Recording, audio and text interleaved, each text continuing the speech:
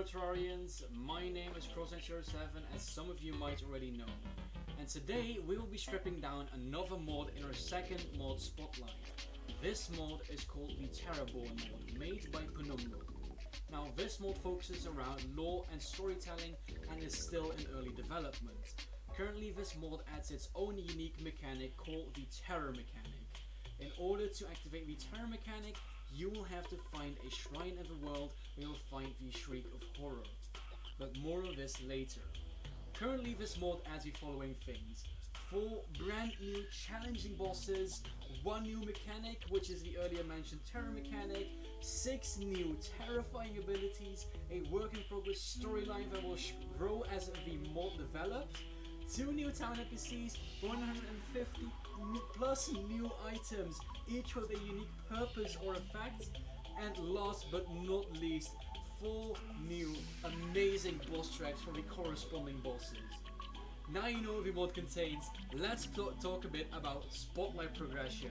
As you might have already seen, there are a few chests behind you. In here are all obtainable items which will be described shortly of their effects and obtainability. We will look through these chests from left to right, and after we've done that, we will talk more about the lore and its progression according to the Terror Master NPC, which is the player's main guideline for progression. But before we get into this insane mod, I want to thank you all for your support on the first mod spotlight we've managed on first mod spotlight. We've managed to hit almost 100 views in under 2 days time, so thank you. Thank you very much for your support.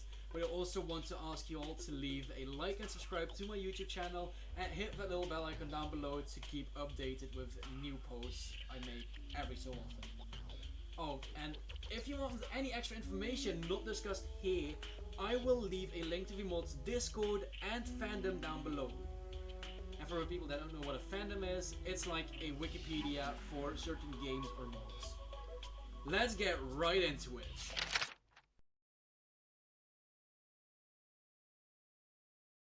Okay guys, so now that we're here at the testing area, I will go over the certain categories of items that I will discuss this mod has to offer. Of course, we will be going over every single item it has to offer, so don't worry there. We'll be going over the materials and other materials that don't belong to a specific category. Then we'll go over weapons, starting from melee, then ranged bows and blowpipes, then ranged guns and other ranged weapons, then we'll go over magic, and last but not least we'll go over summons and sentries. After that we'll discuss accessories, armor, vanity, the non-consumables, and the tools. And that's actually all this mod has to offer for this point. Do keep in mind that it's very early on in development. Now in materials we have incendiary alloys and azurite ores and bars. Azurite is the first mod material you will encounter throughout your journey, or at least mineral wise, as azurite will spawn in your world after you have defeated the Tidal Titan, as you can see right here.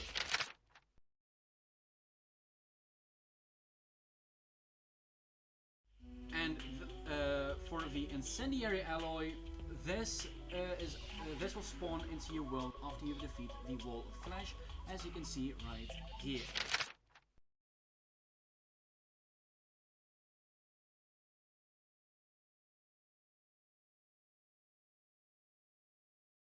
Now these materials have their very own unique set of items, which we'll go over in a minute.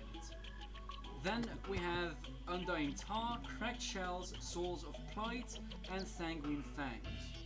Now the Undying Tar is obtained from the tar enemies which spawn in the desert, presumably post-skeleton. The information I have currently is very lacking, as not everything is visible on the wiki, but no worries. For the Cracked Shell, these are obtainable from the Tidal Titan, as well as the Tidal Squid, which spawns after you have defeated the Tidal Titan. For the Soul of Plight, on the other hand, we will be looking at the boss, the Shadowcrawler, which is a jungle post-Terror boss. And last but not least, we have the Sangrune Fangs. Sanguine Fangs. Sanguine Fangs are obtained by killing Sangrune, which spawns during the Blood Moon event after the Eater of Worlds or Brave Cthulhu has been defeated. Then let's go over to the combat tokens, Dark Energy, Torn Pages, and a Granite Virus. Now the combat tokens are obtained by completing quests of the Skeleton Sheriff NPC. This guy right here. This is the Skeleton Sheriff. He will spawn into your world after you have defeated the Eater of Worlds or Brave Cthulhu. Now he has some lore, and I will go over the lore in a minute. But first, let's check out the questing area. Combat bounties. Combat bounties are the quests he has to give, and according to the text here, it will show you what enemies you will kill or the amount or what exactly he wants from you. Now, as he says here in the last line, if you want credit, I'll give it to you, as long as you've killed enough enemies in the underground jungle. So what you practically have to do is just kill a bunch of enemies in the underground jungle. He doesn't specify which, so it doesn't matter.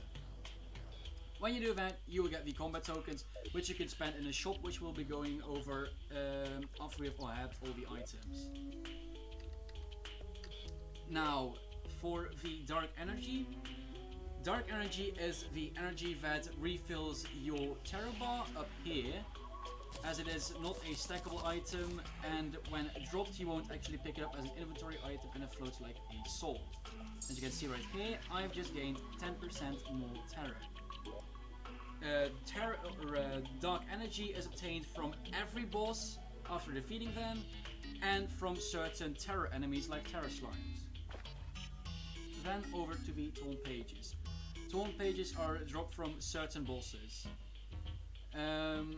Now, a message from the devs, I believe, I might be mistaken here, but I believe that the message from the devs Torn Page is dropped after defeating Prototype 1.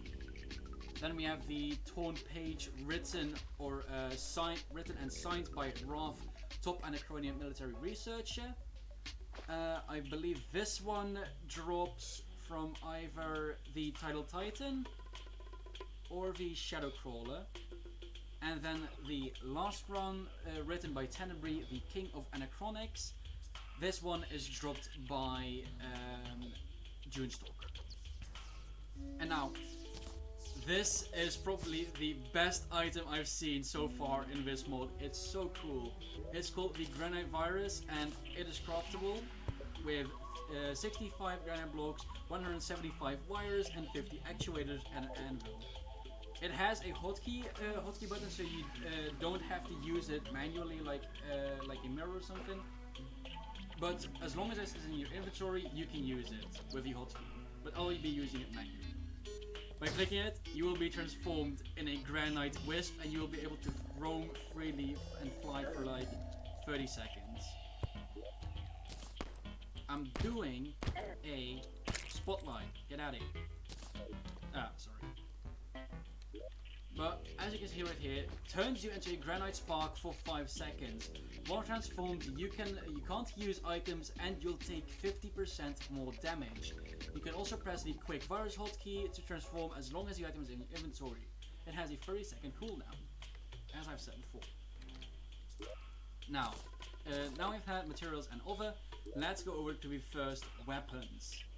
Let's start off with swords. I've ordered it in ranged or pre-hard mode swords, hard mode swords, then pre-armor boomerangs. Like left side is all pre-hard mode. So swords, boomerangs, spears, and other. Then we have the hard mode swords, boomerangs, and other. And we have a small subclass added by this mod, which are the nunchucks. But we'll get to them in a minute. Now, the stick, I'm not certain where you get the stick from, but it's just like some weird wooden sword which does 2 melee damage. I guess you could resemble it to the Rod of Spark or the One of Sparking, but it's not that special. I can show you the DPS of it, but also that it's not really incredible. It does a total of 6 damage per second, decreased to 4. But now we get to the Tar Fury, which is one of the items crafted with the Undying Tar from the Tar enemies. It costs you 80 Undying Tar, a Star Fury, and an Antlion Mandible, only at an anvil, so you can craft this pretty soon. Now, believe me guys, this is awesome. Let's take a look at the damage per second while firing this. It works similar to the Star Fury as it rains tar beams down from the sky. There we go. And it can deal like about 150 to 170 damage a second, which is pretty insane for a weapon at that stage of the game, if I'm not mistaken. But don't fret, because we've only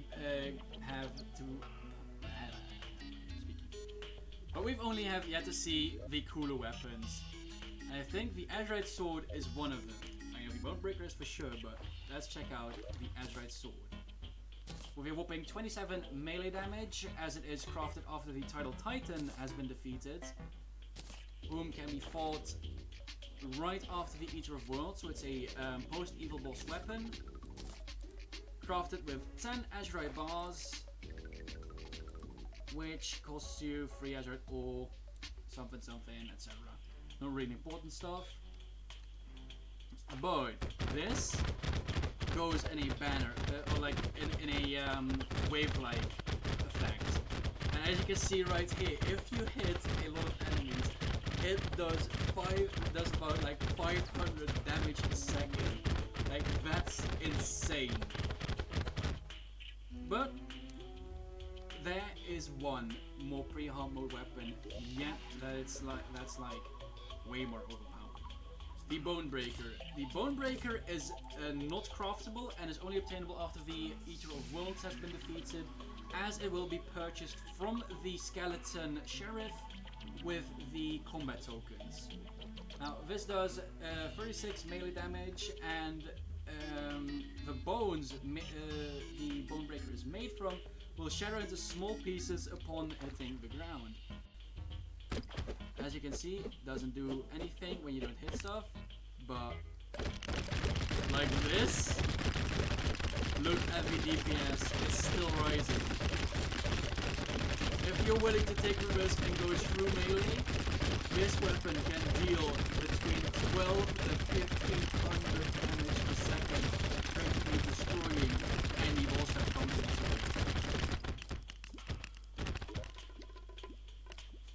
Now, those were just the swords. Let's go over the boomerang, the spear, and then the others. Now the boomerang, Crescent of Bloodlust, pretty normal, right? Crafted of the Sangrune fangs you can get from the Sangrune boss, which is also only obtainable after the Eater of Worlds has been defeated. Now, pretty simple crafting recipe, just 1 tissue sample or shadow scale, and then 2 evil bars with 4 of these fangs. But this too does some crazy things. Like, it fires a few boomerangs and blood clots, and these blood clots, if I'm not mistaken, will home into enemies and give you life steal. Now, this weapon does about 380 to 400 damage a second. So that's also not too shabby. Now let's go over to the Azurite Glaive. I've tested these before, but I'm not sure. This might be one of my favorite weapons. But the Azurite Glaive is crafted from 10 Azurite bars, much like the sword, and does a whopping 28 melee damage. Fires a piercing azure beam. There we go. Also, like 430 to 460 damage a second, which is really strong for a weapon of that stage. If I'm not mistaken. But I'd have to check that. Now over to the Tidal Claws, which are yet again part of the Azurite set. if it will let me. You can craft 250 of these by... Oh no, it's a cracked shell set. Or the cracked shell set. My bad. But the Tidal claws are either dropped from a Tidal Titan, or you can craft 250 of these with one cracked shell. Now these, sadly, are really unimpressive. This is what it does. When it lands on an enemy, it's not very fast to use and deals a small amount of damage over time, 2 ticks of 7. This probably has the lowest damage per second. Oh, and you can actually kill friendly town NPCs with these, so be careful when you use these. But this does probably one of the lowest damage per seconds from the other weapons you can get around this time of the game. But with these done, let's get to the actually insane weapons. Those being the hard stuff. Now we have the Blade of Shade, which doesn't do a lot, but hitting enemies causes nightmare flames to erupt from them towards your person. As you can see right here, following my cursor. Now let's aim at more of these dummies. Like this sword alone, just without like the extra particles it summons, deals over 1,000 damage a second. Let's let it pierce. There, 3,000. And we hit 3,200. Oh, 3,200. I saw it. There we go. Slowly but surely. Oh, it's going back and forth a little bit. But around the 31 to 3,200 damage a second. This is insane. And the Blade of Shade is only obtained from the Shadowcrawler or crafted by the Soul of Blight by 18 Souls of Blight and 6 Hollow Bars, but the Souls of Blight are also obtained from the Shadowcrawler. Now the Shadowcrawler being a what was it again? Just a pre-planetary boss even, so you can fight it right after the mech bosses. But then again, we have some more. Right here, we have the Crystal Tear Blade. Also like the Star Fury in similarity. Let's see it do its damage by just the blade. Now it does, I think it only gets critical strike chance, but it does a 360 to like, what have I seen, 400 of base damage hits. Now with these included, this sadly is also one of the weaker weapons that only hits up until like 700 damage a second. But the Crystal Tear Blade is crafted from a silver broadsword, 20 crystal shards, and 10 souls of light. So it's a pretty good weapon for the tier you can get it at, as you can get it right off the bat when entering hard mode. So kind of disappointing, but also not, as it's really well balanced. Now we have the Incendious Gold Blade. The Incendious Gold Blade deals has this little projectile effect, which deals which inflicts the on fire debuff and explodes to near enemies. And when doing true melee damage, it does twice as much damage. Let's see right here, 32. Let's hit this dude. 62. That's like an extra 30 on top of it. Now let's see this thing in action. Also one of the weaker weapons for hard mode, but possibly also just because of the tiers. As this weapon deals 700 damage a second, and it's obtained with the Incendiary Alloy and some Cobalt Bars, which is right after defeating Wall of Flash. Let's continue over to the Chakram, or the Chakram, the overthrowing weapon, and let's get the Nunchucks in here. Now we have the Purgatory Chakram, deals about 35 damage. It's also from the same set as the Incendiary Gold Sword. It throws a chakram that returns to you. The harder the stack, the more chakrams you can throw at once. Maximum stack of 5. So, as I've been badly prepared, as you might have guessed, let's get. Ooh, no, I didn't need to do that. Let's get 5 chakrams to test its full potential. Now this weapon just looks insane when you have all 5 of these. Did it do something else? No. Okay. Let's test it out. There we go. When using 5 and balls in between them, you can get like a solid 2,000 to 2,200 damage a second. Like, that's insane. Mention, not only to like mention, this is only a post-war flash weapon, so you can get this really early on. Let's see, it's even easier to craft than the sword. It's only 5 incendiary alloys and 3 cobalt bars, so goddamn, that's a lot. Now over to the plasmatic vortex. This is I believe a post-golem weapon. Yeah, it's post-golem, as you can only get this weapon from prototype 1, which is the final and largest boss this mod has to offer currently.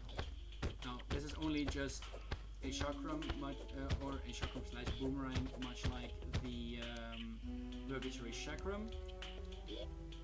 And it slowly returns to you upon hitting an enemy, dealing extra hits. As you can see right here, if we were to throw it at this guy, no. I made a terrible angle for this. But if you were to do something like this, it also deals a solid 1700 to 2000 damage a second. It's underwhelming considering that this deals more damage, but and this it becomes so beautiful. Oh, I love it.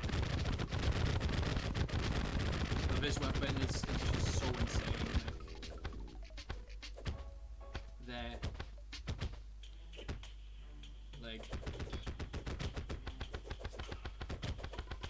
This is just how strong it is. Like, it's insane. It's mad. Like, what else would you want? Now, boomerangs, and then the other. Let's go over to the little subclass it adds, which is nunchucks. Now, this is a standard nunchuck, which is just crafted from wood and some 3 white strings. One actually requires you to have dynasty wood as well. Okay, so you have to get at least the traveling merchant. That's fine. Deals a pretty solid damage amount, 25 melee damage, and it looks a little something like this. Pretty much like an Arcanis, you could say. But now comes a twist. Nunchucks are able, while being used, it will deflect projectiles with a 2-second cooldown. So every 2 seconds you can deflect a projectile back to whatever you're aiming at. Like, that's how insane it is. I sadly have nothing here to test that, but it's like, it works, and that's cool. And then it adds some titanium and adamantite nunchucks, which do the exact same, but only with a 1.5 second cooldown. So these are stronger and faster on the cooldown. Now, let's see the wood one in action first. If you're willing to take the risk, it does a solid 260 damage a second. Like, that's insane. But over to titanium. Titanium deals, still going, about 620 to 670 damage a second. Not an awful lot better. It's like double the DPS the wooden one deals, so I'm not really too impressed. For some reason, I think the adamantite one either deals more or less damage for some reason. I don't know, it looks about the same. Oh no, Vanity, it's 700, so that's like 30 DPS more of your one is capable of. But all in all, this is a pretty cool subclass, and I like the fact that nunchucks are able to deflect things. Now, let's throw these back. And the titanium and amalgam ones are crafted with titanium and 3 white string, or the opposite rule. Now over to the ranged weapons. We have Storm's Wrath, Bubble Bow, Dune Sting, and the Bolt Ballista. We're going to grab them all because we're actually spending quite a lot of time here. Storm's Wrath is a craftable bow crafted from some clouds, feathers, and the azurite bar. It shoots standard arrows and little lightning bolts. Now we have the Bubble Bow. This bow is crafted with either cracked shells or obtained from the Tidal Titan. And this is probably one of the funniest looking bows ever because I love the little bubbles, which also inflict damage. This is what it does. I don't believe the bubbles in the trail actually deal damage, but I haven't been able to test that yet as nothing has been released in it. But this is the Bubble Bow. Then we have the Dune Sting. The Dune Sting is only obtainable from Dunestock and in no other way. The Dune Sting is a really strong and insane bow. It's obtainable post-skeleton, and this thing is insane. Look at this. It like eats through your arrows like nothing, but it's worth it, believe me. Like, it pierces. Look at this DPS for a bow. Like, that's insane. That's absolutely nuts. And then over to the hard mode variant of the Storm's Wrath, as it's actually an upgrade only doable in hard mode, which is the Bolt Ballista with some Souls of Light and Night and Souls of Flight. Now the Bolt Ballista fires a stone bolt alongside its arrow, alongside its arrows, which are converted into bolt arrows. So this is a converting bow, unlike its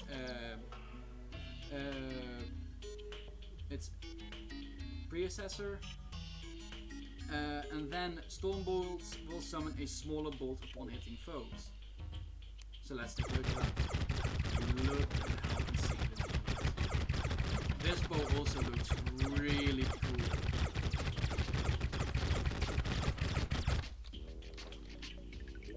But let's continue over the blowpipes.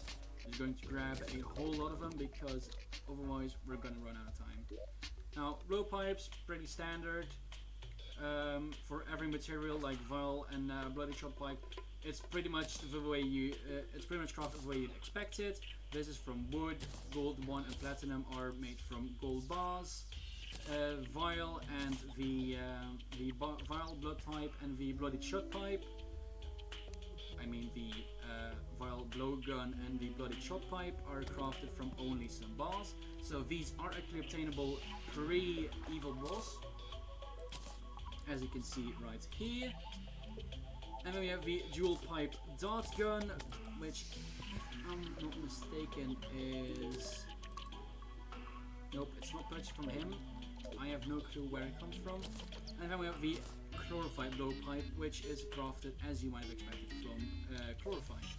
Now, let's see how they perform in combat. Pretty standard. We're using the standard vanilla poison darts here. Pretty standard, 30 damage per second. Let's move over to the golden blowpipe. Not really worth upgrading to gold, only does 10-ish more damage. Or platinum the same, just really impressive. But now moving over to the blowgun. This thing is faster and it has a chance to shoot double darts. Like, this is definitely worth the upgrade, but we still have to go with the bloody shot pipe, which is definitely the best blowgun there is, as it shoots in a shotgun. Well, no, it's just a really cool thing because it's a shotgun. I like it. Now we have the dual pipe dart gun. The dual pipe dart gun fires two darts at once in an even spread. And it can go as fast as you can click. So if you have a very fast clicking finger, you're going with this one. But other than that, not really interesting. Let's go to the glorified blowpipe. Fires two darts in a row. Now this is where everybody is at for the blowpipes. Really cool weapon in my opinion, really strong for a blowpipe. But it's definitely outclassed by every other ranged weapon there is.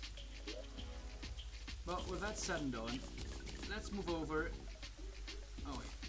I was going to actually also discuss the new ammo it does, but I'm going to leave that out of this video and I'll leave that up to you guys to discover for yourself, as this is getting quite long already and we have yet to go over everything else.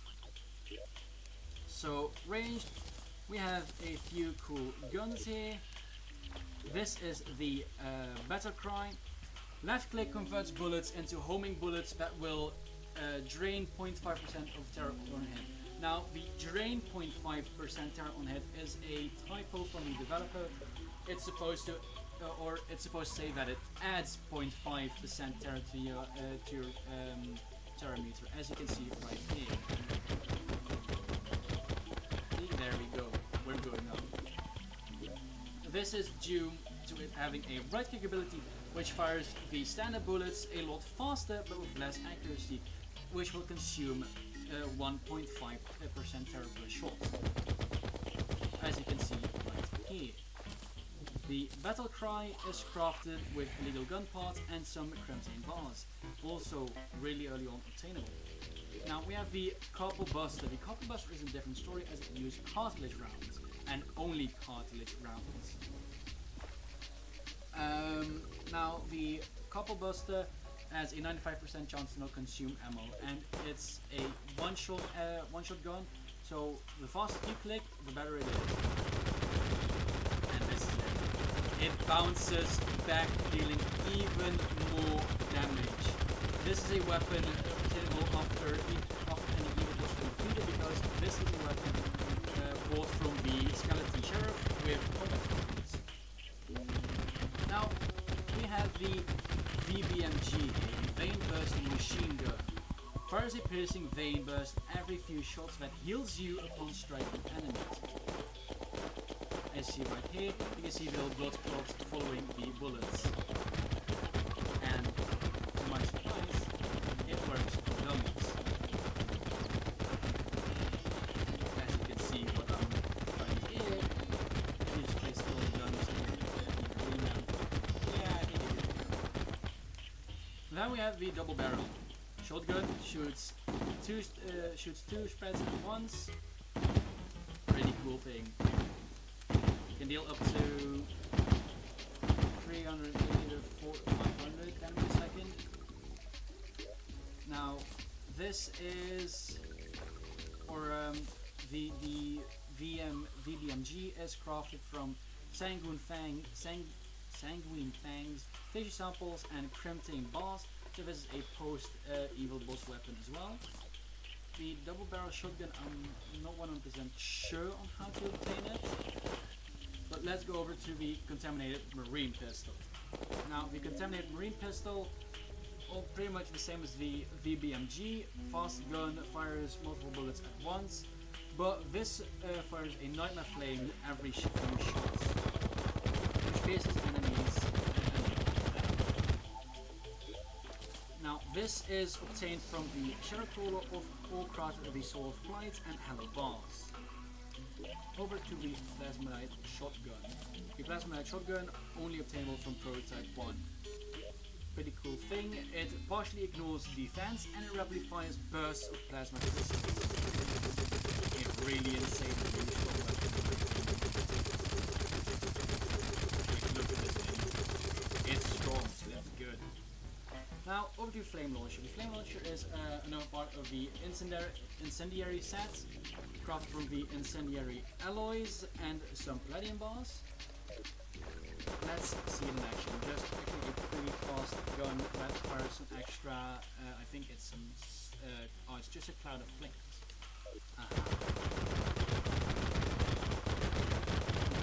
see, even though it looks a little bit underwhelming, it's still pretty damn good because the Tidal Flames actually pieces and as you can see right here, the damage. It's insane.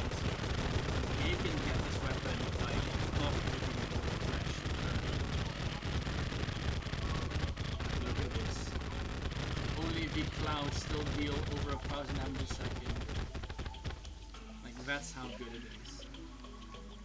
Now let's throw these things back in here and let's get a look at the other weapons and the Bone Zuka. Now the Azurite Dagger, pretty simple, just throws a dagger which bounces backwards.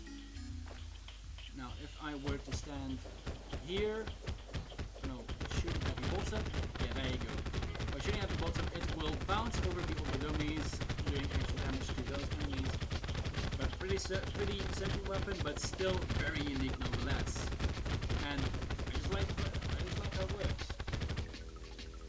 Now the Azurite Dagger is a novel weapon of the Azurite set, crafted with Azurite bars. Now over to the Desert Cloth Bomb. The Desert Cloth Bomb is part of the Undying Tar set, and it's also a weapon used by the Dunestock balls. Now this weapon throws a little thing over here, which bursts into blood. This blood homes in and will actually suck the life out of enemies, healing you with that. Or no, it will not suck the life out of enemies. It will just home in on enemies. Then we have remaining the Bone Zuka.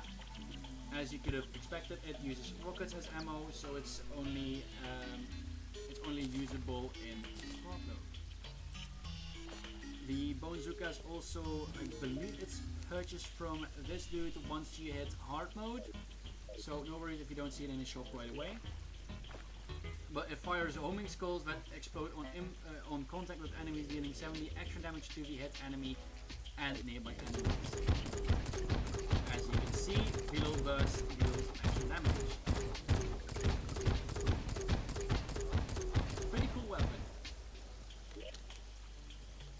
Now, let's throw these back in here, and let's continue over to the magic weapons. The magic weapons are probably my favorite, as we have the bubble ones, part of the cracked shell set, which is also obtained from the Tidal Titan. Now the bubble wand, it's pretty much like a razor pine, as it's really fast and shoots multiple projectiles. Oh, let me turn on build mode so we have infinite mana. Right here. Like, doesn't deal too bad damage considering it's only for an evils. Now, let's continue over to the Grim Scepter, which is part of the Sangrune set, as crafted with Sangrune fangs and evil stuff. Now, the Grim Scepter, on crits with enemies, it will release collectible Grim Orbs that will heal you for 2 seconds.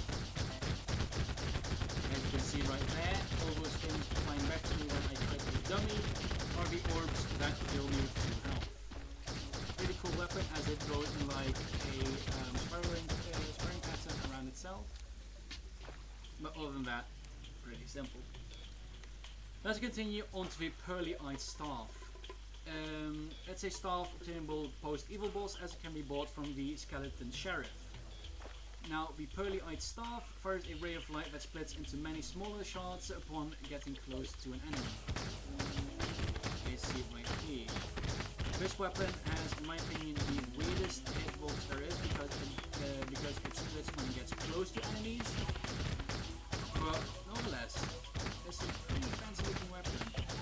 As you can see right here, like if I go a little bit further down, it will already start splitting. Like, this is how weird the hitbox is. But with that said, let's continue over to the Needleclaw Staff. The Needleclaw Staff is part of the Dunestock set, which is only obtained from Dunestock. And also this weapon, pretty insane, as it acts pretty much. Oh no, never mind. It doesn't act like the bow. This fires the claws. Dunestock fires at you while dashing. But this will also fire 2 Dune needles back at you, dealing extra damage. Okay, let's continue on to the hard mode section. Starting off with the Glorified Staff, and if I'm not mistaken, and if I remember it correctly, this staff is my favorite. Yes, this is the weapon. Like, it will always turn, and it's so strong. Like, this is only without it returning onto the same enemy with a loop. If you have the loop, well, maybe if I only remove this. Yeah, there you go. Check that out. Even more damage.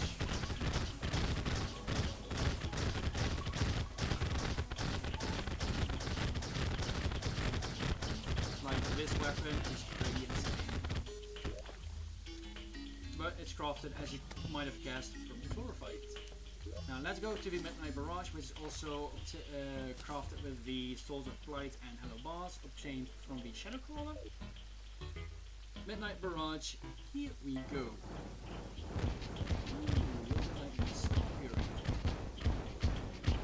Not the strongest in DPS we've seen so far, but it's okay because it's pretty cool. It deals no contact damage as it swings, which pretty weird why they would let it swing, but that's just how it is. Now, with that weapon out of the way, let's go to the Scepter of Contamination, which is a weapon only obtainable from Prototype 1 with no craftable option to it. Here we go. This weapon is insane in a small arena which allows balance. As you can see right here, this weapon is able to deal 6,500 damage per second. Like, I think if you would bring the Moon in a closed off arena, now, with that said, let's go over to the miscellaneous stuff like the tomes, magic guns, and the actual miscellaneous things. Over to the to another part of the incendiary set, which is the Incendious Shreddage. Incendiary Shreddage, craftable from the incendiary alloys and gold bars. Pretty cool weapon. Of course, inflicts the on fire debuff, and it deals a decent amount of damage for a very early hard mode weapon. Sadly, easily outclassed by the Chakram this set offers. Now, over to the Abominomicon. I'm not going to do it in Night Arena because that will ruin everything. So the Abominomicon will fire a random explosive ranging from standard grenades, to sticky grenades, to bouncy grenades, and other bombs of the sort, like standard bombs and dynamite. As you see right here, normal bomb, sticky bomb, sticky grenade, or sticky dynamite, bomb, grenades. Here we get a sticky variant, and there we have a sticky bomb, or a bouncy bomb. It's a pretty cool weapon, and it's bought in pre-hard mode from the Skeleton Sheriff, as you can see right here. Now, let's go over to one of the weapons of the Tar set, or the Undying Tar set. This is an upgrade to the B-Gun, and it releases Antlion Larvae, which slightly ignore enemy defense. Let's put it to the test. Pretty cool weapon. I think these little Antlions, they look really cute. Well, that's why you can see them. But nonetheless, this is a pretty cool weapon, and I'm happy to see that the B-Gun actually gets some love in this mod with an upgrade. This weapon is, well, I already know this. But then, over to the Ghost Striker. Let's see how it's crafted. This is also pretty cool, as this is yet another thing that gets attention in this mod, and it's the space gun. It's an upgrade of the space gun, and with some Swords of Night, and one tier 2 hardwood ball, either Mithril or Calico. This gun is pretty lovely. It pierces 5 enemies and it just deals. Like, look at that. Over 1,000 damage per second. Like, who wouldn't want this thing? Enemy sound isn't really that annoying.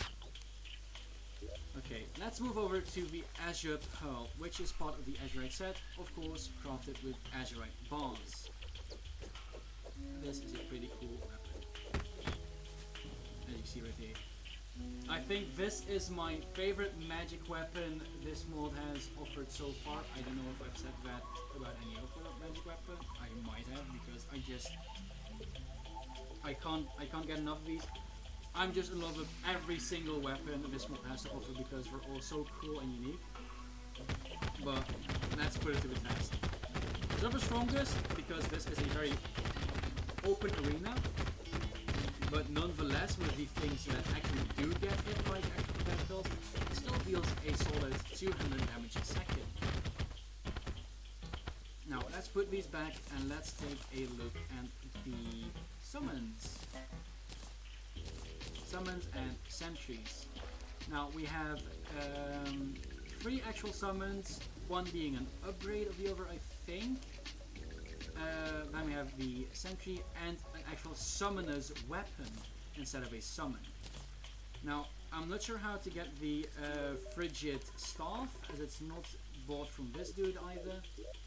The frigid staff just summons a small frigid star, which will deal actually a very low amount of damage. I wasn't impressed, and I'm not really a fan of this summon either, but it's pretty cool nonetheless, and it's very early on obtainable, I think. But moving on to the next one, which is the Opticane, and no, I'm horribly wrong. It's the sentry that's bought from this dude. Again, sadly, no idea on how to get this. But this staff summons a little optic demon. This optic demon will spew out blood, which actually goes through tiles. Let's put it to the test with a skeleton. As you can see right here, it flies through tiles and it sends out blood. Not a too impressive sentry, but it still gets the job done. Now, for the next one, which is the Tawny Maraca, it is the sentry, and this is bought from the skeleton sheriff. Now, this sentry consumes every other sentry you have, but or every other sentry shot that you have, and will not summon more than 1 sentry, as this will increase its damage by every summon you do. Here it is, little dancing cactus, really cute, but also really strong. Look at this. Only shooting a few, but still, the damage it does and the piercing it has, all dead. They just all died like that.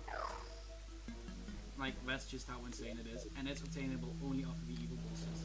So definitely noteworthy. Continuing on to the to another part of the incendiary set, which is the Incendious Staff. It summons an upgrade to the Optic Demon, which is an incendiary demon, crafted with incendiary alloys and tier 1 armor bars, as the other things of the incendiary set are as well. Now let's summon this. Let's move a little bit away from the cactus before it's kill steal every other thing we spawn.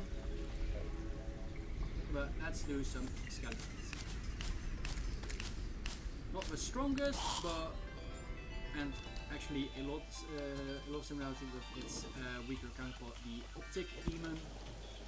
But I believe it also reflects the On Fire debuff. Now, with that said and done, this is going to be pretty cool. The Armor Grenade. The Armor Grenade is pretty much like a B-nade, only dealing summon damage, and the little Mothrons and it summons little morphrons upon exploding instead of bees. Now these little morphrons will also tend to deal extra damage, and when using this weapon, when the main grenade hits a target, the other minions you have active will focus on that target. As you can see right here, the morphs dealing a little bit of damage to the dummies. So pretty cool nonetheless. I just really like this one because it's really unique and I've never seen anything like it. But since we're all running out of time, or well, it's getting quite thick. We're almost at an hour of recording time. Let's throw this in. Let's stop wasting any time and let's move on to the accessories. Now, the first 4 accessories we have right here. Oh, damn it, I have to take a drink because my throat's getting dry.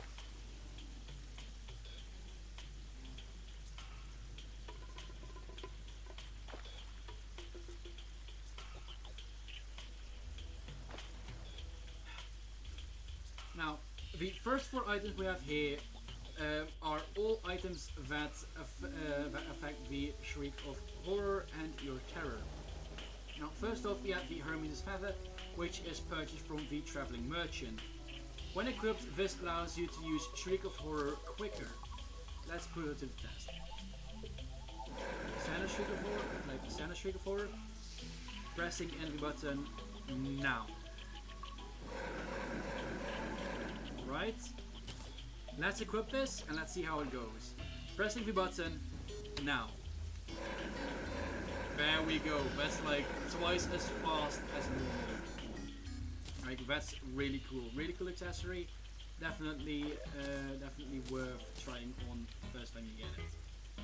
Then we have the Dark Quill. The Dark Quill is bought from the Terror Master NPC, which will spawn in right after you obtain the Shriek of Horror ability, which we will go over later on in this episode. Now, the Quill of a Scholar who studied the properties of terror allows you to move at 50% speed while using Shriek of Horror, but doing so will hurt you 50% more. So standard, when you have the Shriek of Horror, you can't move at all. With this, you can move at 50% of your normal moving speed, but doing so will also increase the damage you take by 50%. Standard, when using the Shriek of Horror ability, you are already getting double damage than normal. But with this, it's 2.5 times more damage instead of 2 times more damage. We have it equipped, so let's try the Shriek of Horror and let's start moving. As you can see right here, we are moving. So that's really cool. Now over to our first craftable accessory, which is actually a fusion between the Dark Quill and the Hermes' Feather, which is the Hermes' Quill. It allows you to use the Shriek of Horror quicker and allows you to move at 50% speed while using Shriek of Horror, but doing so will hurt you 25% more than usual. So this is actually an accessory worth crafting, as it will decrease the damage you take from the Dark Quill. Now, as we've seen the effects in work, I'm not going to equip it as such. Over to the Intimidation Aura. Closely dodging hostile enemies and projectiles will grant you terror. Getting hit will cause you to lose a third of your terror. So this is another way of gaining terror in a fight, but getting hit will make you lose terror as well. Very iffy, if you ask me. But now, we go to one of the more interesting accessories, which is a health accessory and an equipable accessory, so it's your choice what to do with it. This accessory is only obtainable on a new character upon first entering this world. As it's a given inventory when a new character enters this world. But the Mysterious Compass will direct you into the direction the shrine the shrine is, where the Shriek of Horror is located, if that makes any sense. This will be demonstrated later on in the video. No worries there. Now we have, now let's go over to the first set of real accessories that have standard bonuses, not affected with terror if I'm not mistaken. but that's being the Antlion Claw, obtainable from Dunestock. The Antlion Claw increases tool and tile placement speed by 65%. So that means tool usage time and tile placement speed. So you'll mine 65% faster, and you will place tiles 65% faster as well. Then we have the Cloak of the Wind, also obtainable from Dunestock. This gives you 5 defense, and it allows you to dash like the Shield of Cthulhu. Dashing right as a projectile or enemy is near you increases your weapon use speed by 10% for 3 seconds. So this is actually a really cool accessory, which gives you an offensive bonus as well. Then we have the Sangrune Band, which is crafted with Sanguine Fangs and Shadow Scale, so this is another part of the Sanguine set. Equipping this will increase life regeneration, and dealing crits will heal you for 1 HP. Pretty cool. Let's go over to the Antlion Shell. The Antlion Shell gives you full defense, and it generates a shield that rotates around you. This shield can block a projectile once every 5 seconds. Additionally, the shield will hit enemies it passes through, dealing 50 damage. Blocking a projectile or hitting an enemy with this shield grants you the panic buff for 5 seconds. And if you don't know what the panic buff is, it's the same buff the Heart Panic Necklace applies to you when you get damaged, increasing your movement speed for a short amount of time. Let's see this in action. As you can see right here, there is a shield moving around us. And if I'm not mistaken, this is a Hollow Knight inspired weapon, as the Hollow Knight has a crest and does the same thing. Onto the Lies of Nourishment. Lies of Nourishment is part of the Undying Task set. Or no, it's not. My bad. The Lies of Nourishment is obtained from the Tar Sludge, and only the Tar Sludge. Now, when you have the Lies of Nourishment, the first hit on an enemy will always be critical. Killing enemies has an increased chance to drop hearts. Pretty cool, but this can be upgraded later on using the Sangrune Band and something else. Let's go over to the Dry Scarf, which is a drop from Dunestock. Now, the Dry Scarf, upon equipping, increases your maximum minion slots by 1 and has 25% increased minion slot count. So, for example, if you have 4 minion slots with this scarf equipped, you will get a 5th minion slot, as it will take 25% of every slot and add that upon the max count. Now, this accessory also gives you +1 defense for every 2 minions that are active. Pretty cool. Onto the Royal Mandible. The Royal Mandible is rarely obtained from killing antlions, and upon equipping it grants you free armor penetration and increased movement speed. As you can see, it's not craftable, but it is used for the next accessory, which is the Mandible Necklace. See right here, only a shark tooth and Royal Mandible.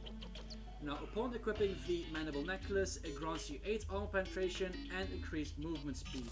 So this is pretty good if you like the armor penetration, which is, combat-wise, very effective. Let's go over to the Azurite Brooch, which is crafted, as you could have guessed, from cracked shells and Azurite bars.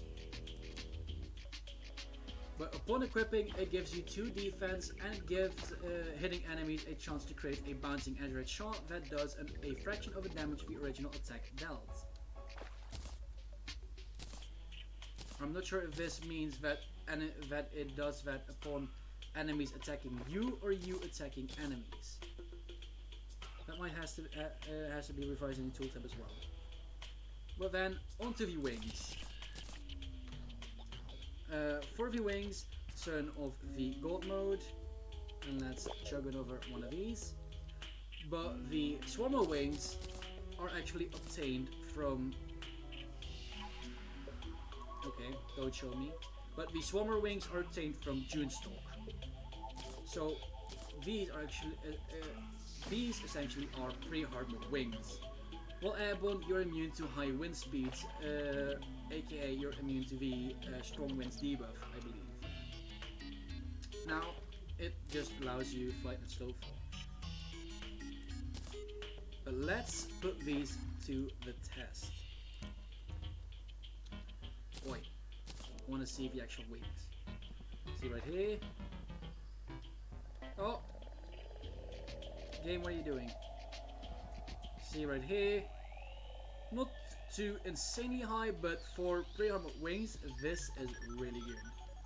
Moving on to the incendiary wings, incendiary wingspan, which is, as you could have guessed, part of the incendiary set.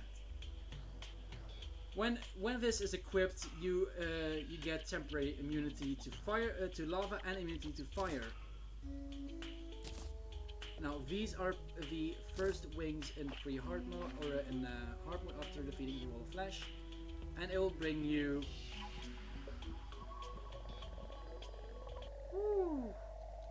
pretty high.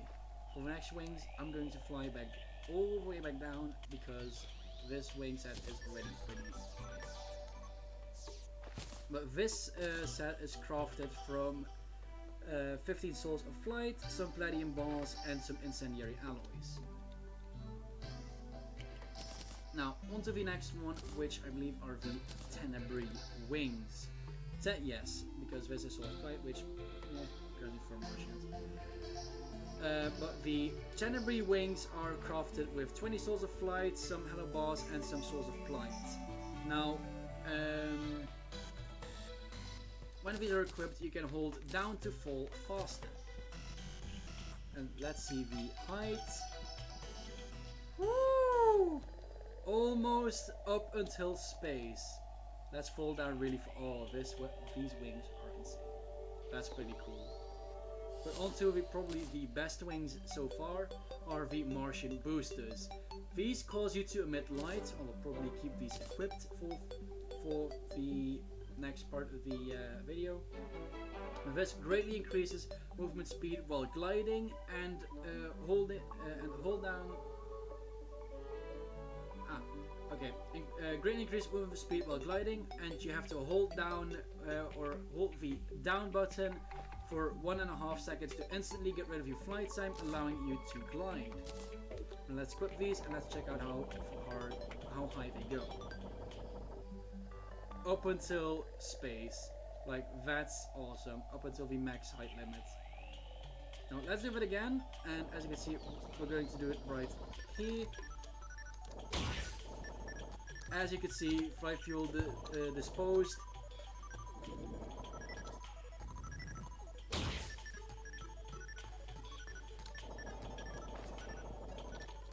Or wait, I'm using this wrong. There we go, and now I'm gliding, and look at how fast I can glide. Like, that's really damn good. And I also like the effect it gives. Now, with that said, we have had all the wings this mod has to offer. So let's continue with the remaining. Let's continue with the remaining sets or remaining accessories. The upcoming accessories are all hard mode accessories. Those being the incendiary shield, part of the incendiary set. Upon equipping this, you are granted 5 defense, and melee damage has an 8% chance to cause an explosion. This chance is boosted by half your melee critical strike chance. This chance is boosted by half your melee crit chance. This explosion will damage the hit enemy and all nearby enemies for the same amount of damage the original hit did. This will additionally afflict enemies with a random type of fire for 5 seconds, so that could either be the on fire, frostburn, cursed inferno, any of the call above. Let's see. Oh, there we go. Oh, we even have some hex flame right there, like right on this purple one. Oh, frostburn, double. Oh, we're getting so much debuffs now. So this shield is probably one of the better accessories right here. Let's put it back. Let's go to the spider. Oh wait, show you crafting recipe. There you go. 20 palladium balls and 35 incendiary alloys. Pretty much like everything else of this set. Let's go to the Spider Necklace. Spider Necklace is crafted from spider fangs, souls of fright, and some cobwebs. And upon equipping, it decreases your defense by 10, increases your maximum minions by 1, and increases their damage by 10%. I'm not sure if you would want to wear this necklace, but I guess it's pretty cool nonetheless, as it does 10% increased minion damage. But it has pretty high cost. Onto the Midnight Cloak. The Midnight Cloak is a craftable cloak, which is an upgrade to the Cloak of the Wind, crafted with, as you could have guessed, the Cloak of the Wind, Master Ninja Gear, Souls of Night, Souls of Plight, and Souls of Fright. Upon equipping the Midnight Cloak, you gain 8 defense. Double tap left or right to dash. Dashing right as a projectile enemy is near you increases your weapon use speed by 10% for 3 seconds.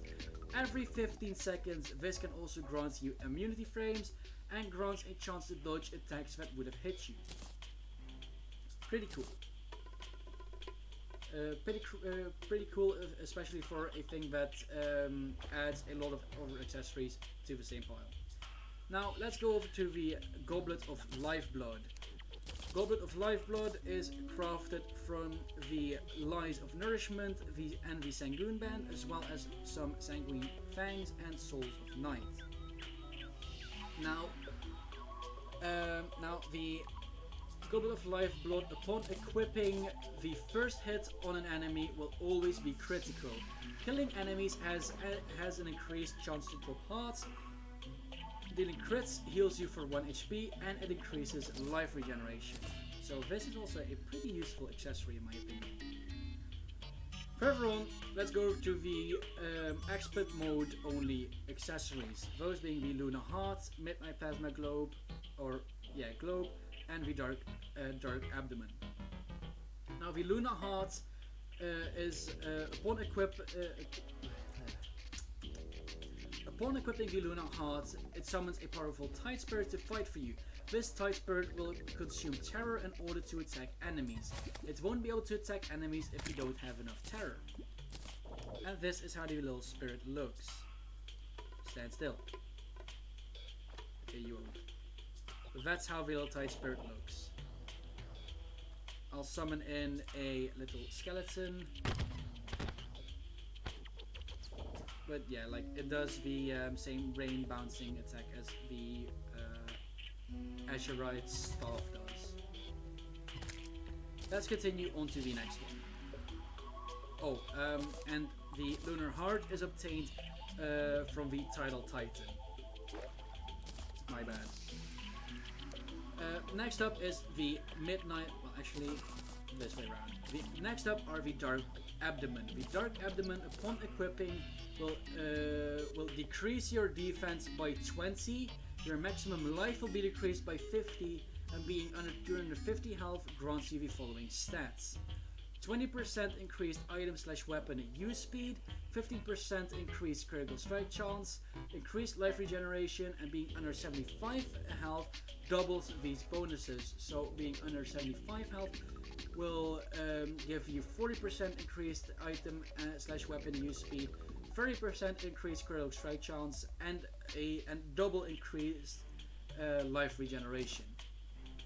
So even though it has a high cost, it is pretty useful, I guess.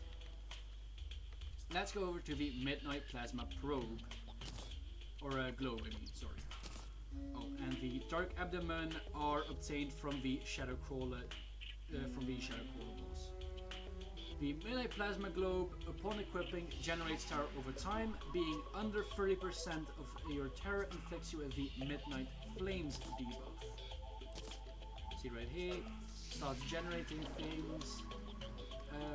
Let's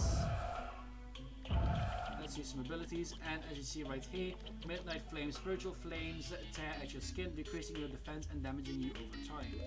And as you can see right here, these flames are quite strong. Let's turn on God mode. Don't want to do anything with these. And this accessory is obtained from Prototype 1. Now, onto the last 6 accessories, which are gem accessories. These are all gem incenses, which do different stats according to which you have equipped. Let's start off with the ruby incense. When equipped, it decreases enemy defense by 4. Every 3 seconds, you get healed by 1 for every 3 enemies nearby. Now, currently, the incenses don't have a cap. So you can add or you can stand near as much enemies as you want, and if they react to statue enemies, this question hasn't been answered to me yet, but if they react to statue spawned enemies, you can practically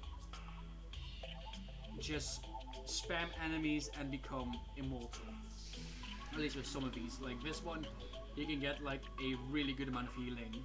Only 15 of these gets you 5 HP for every 3 seconds, so that's really strong. Over to the Amethyst Incense. When equipping this, it decreases enemy defense by 2. You get an extra defense for every 3 enemies nearby. So again, with this, you can just become extra tanky. Now, I've talked to the mod developer about this, and he said that it should probably have a cap, so expect that somewhere in the near future these will be capped at a certain amount of enemies, and this will no longer be possible. With that said, let's continue over to the Diamond Incense. When equipped, the Diamond Incense decreases enemy defense by 4, and you emit an aura that damages nearby enemies every 3 seconds. The range and damage of this aura is increased by the amount of enemies nearby. This one, it's strong, but you probably don't want to use it as it will kill the enemies that will empower you. Let's continue with the Emerald Incense. Upon equipping, the Emerald Incense will decrease enemy defense by 2, one further increase arm penetration for every 4 enemies nearby. And for the Sapphire Incense, the Sapphire Incense decreases enemy defense by 3 and increases 2% movement speed for every enemy nearby. Again, this could make you like flash speed. And then on to the last one, but certainly not the least one, the Topaz Incense. Upon equipping this, decrease enemy defense by 2 and 1% increased damage for every 3 enemies nearby. So you could actually become a living tank. Now for the incenses, every single one is crafted by a bottle and 5 of the corresponding gem, as you can see right here. Now let's put these back in here. Okay, I can't handle this because we've been putting everything back so neatly. Let's continue over to the armor sets. Currently this mod adds 7 new armor sets. The first being the Komuso Basket Helm, or the Komuso armor set. Oh, whoops. Okay, let's take a look at how it looks. It looks pretty cool. Upon equipping this, your defense will be totaled. Let me check if we don't have any. Okay. Your defense will be totaled at 17 defense, and the helmet increases summon damage by 4. The torso increased summon damage by 5. Added up, that's a total of 9% increased damage. But the chest piece also increases your maximum number of minions by 1, and the leggings increase the damage for summons by another 3%, being total at 12% when wearing the full set. And the set bonus increases summon damage by 12%, totaling at a whopping 24% increased summon damage. Like, that's pretty damn insane. The armor set itself is crafted with hay, iron bars, and silk, and an anvil. I'll not go over every piece of armor because that would take so much more time. Now, let's move over to the Bounty Hunter cap. The Bounty Hunter armor looks like this, pretty neat. Hey Sheriff, I'm going to be an imposter. But the Bounty Hunter cap, when this set is equipped, it gives you a solid 19 defense. The Hunter Cap increases range damage by 4% and range critical strike chance by 4%. The chest piece increases range damage by 4% and range crit chance by 3%. So that'll be 8% increased damage and 7% increased crit. And the pants will increase your range damage by 4, so that's a 12% increased range damage and then 2% increased range crit, adding up to what was it again? 4, 7, 9. 9% increased range critical, and this increases your agility. Now with the set bonus, you get the set bonus. Pressing the armor ability hotkey gives you the Bounty Hunter's Mark buff for 5 seconds. This increases your ranged critical strike chance by 25%, ranged firing speed by 25%, and makes all ranged projectiles home, but at the cost of 20 defense. And this has a 50-second cooldown. But using this will increase your range crit chance by another 25%, so 25 plus 9 is a whopping 34 increased range crit chance. And then of course 25% increased range projectile firing speed, and it will make every projectile homing. So that's really solid right there. Now the Bounty Hunter, I believe, yeah, the Bounty Hunter set is bought from the Skeleton Sheriff.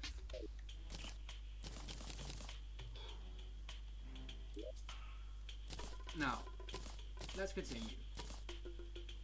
Next up we have the Tidal Shell Gear. Tidal Shell Gear, when equipped, looks... Oh, okay. For some reason, my leggings... Oh, right, they die. Completely forgot to take off the die.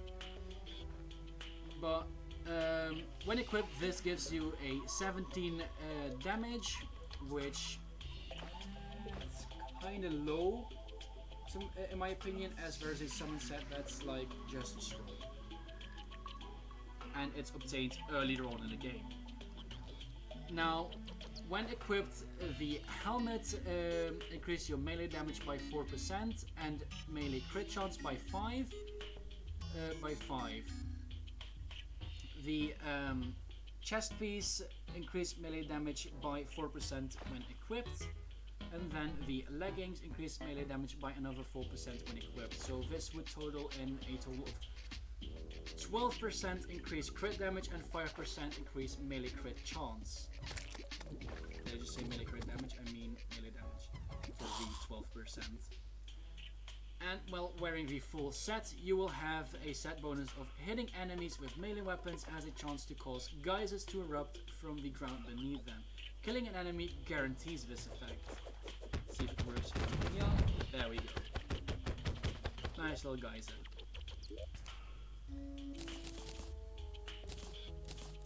Let's put this back and let's get the last pre-hardwood set this mod has to offer. That being the Azurite set. Boom. Upon equipping, this set gives you another 17 defense. And when the helmet is equipped, you increase your maximum amount of mana by 10. You will gain 4% increased magic damage and 5% increased magic crit chance.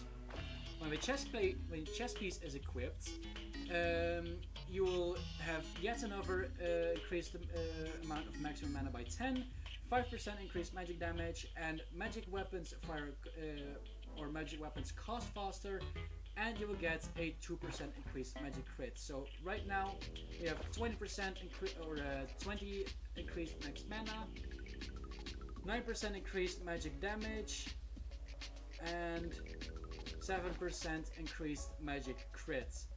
Pretty good so far.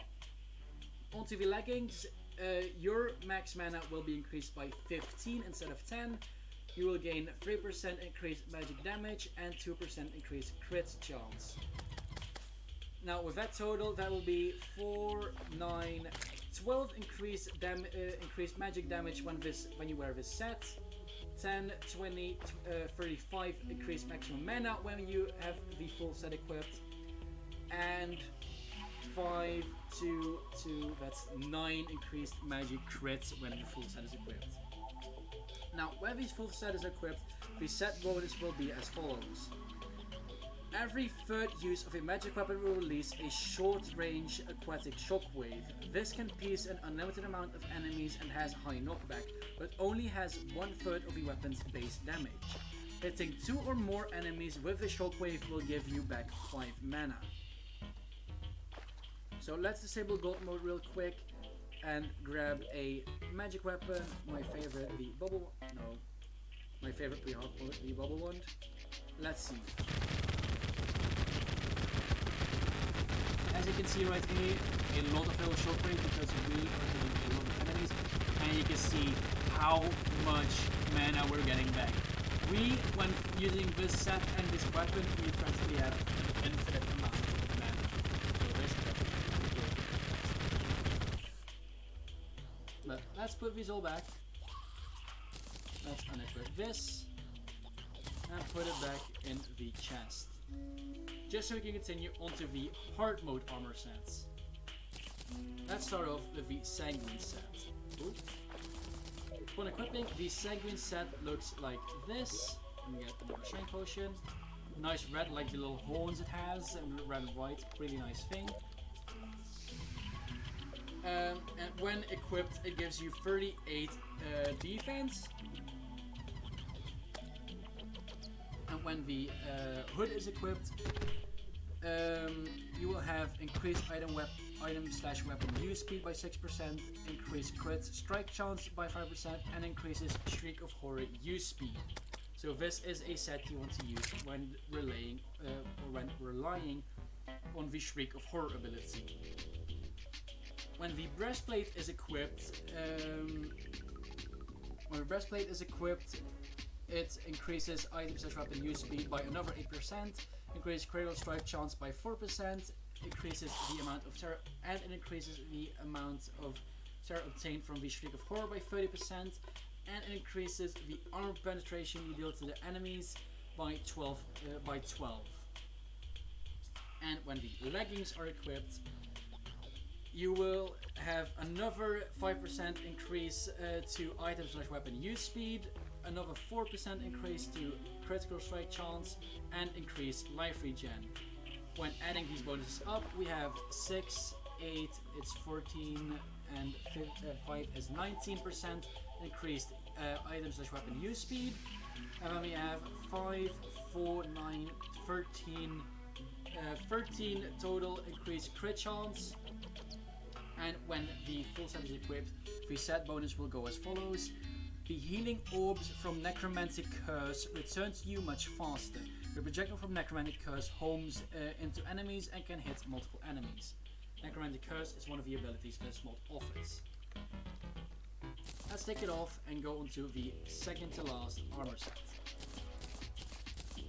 I hope I'm not going too fast for you guys and it's a bit followable, but I'm doing this to save a little bit of time, as this video will probably be longer than 1.5 hours already.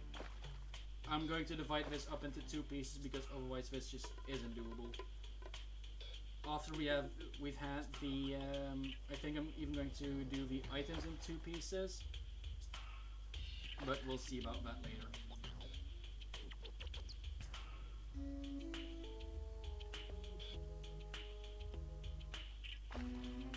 But on to the next one, which is the Incendiary Armor set, which is part of the Incendiary set.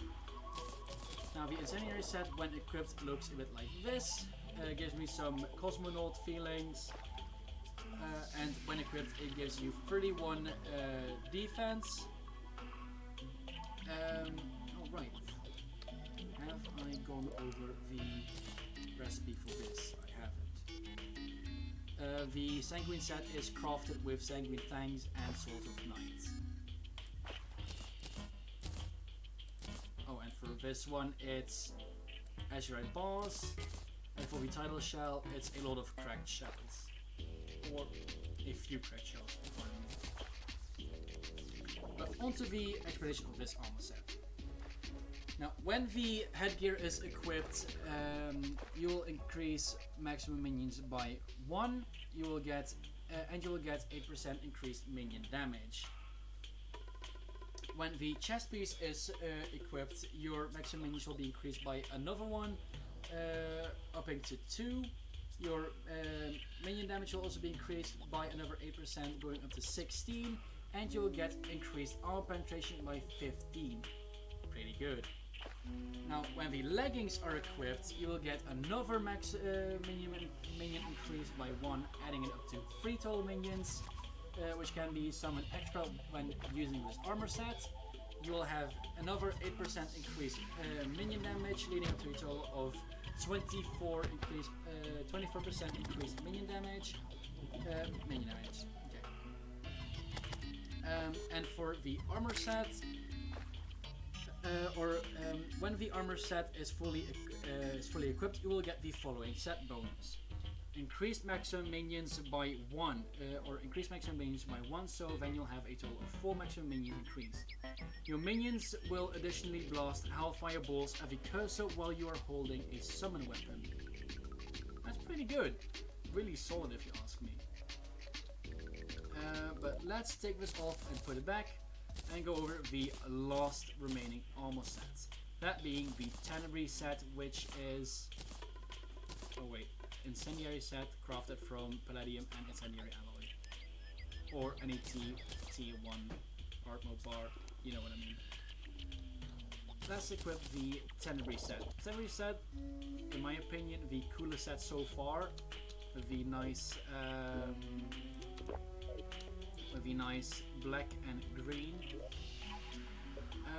When equipped, this set will give you 17 defense. What? I'm sure this has an explanation. Okay. Weird. But when the headgear is equipped with this set, you will have 11% increased overall damage. You have increased item use speed by 15%, a 6% increase to critical strike chance, and a 20% increased damage taken. Wow! You already don't have a lot of defense tank pad damage. So far this isn't looking good. Okay, let's go on to the chest plates, because we still have to see the set bonus. With the with the chest piece equipped, you get 10% increased damage. Your item use speed will be increased by another 15%. Your critical strike chance will be increased by 4%, and you will have 10% increased damage taken as well, leading up to a 40% increased damage taken when using this. That's harsh. That's really harsh. But it's gonna get worse and better from here on out. By that being the Tenebrae leggings, which increase your overall damage by another 9%. It will increase your agility, gives you 5% increased crit chance, and it increases the damage you take by yet another 20%, totaling at a whopping 60% increased damage taken. Now let's see if the armor set makes it better. When the full set is equipped, the following set bonus will be applied. Press the armor ability hotkey to dash towards the cursor. Getting hit during this dash will completely dodge the attack and give you the Penumbral focus buff. This will increase your critical strike chance and item use speed by 15%. However, you will take 50% increased damage as well. So when you use the armor ability, the increased damage taken is a whopping 110%. I am never wearing this armor set in my life again after this review. That's insane. But you cannot dodge an attack like this again while the focus buff is active. Your maximum HP is decreased. Holy shit, this armor set is horrible. Your maximum HP is decreased by 80 while doing this. Like, look at my HP. My HP is 20 right now.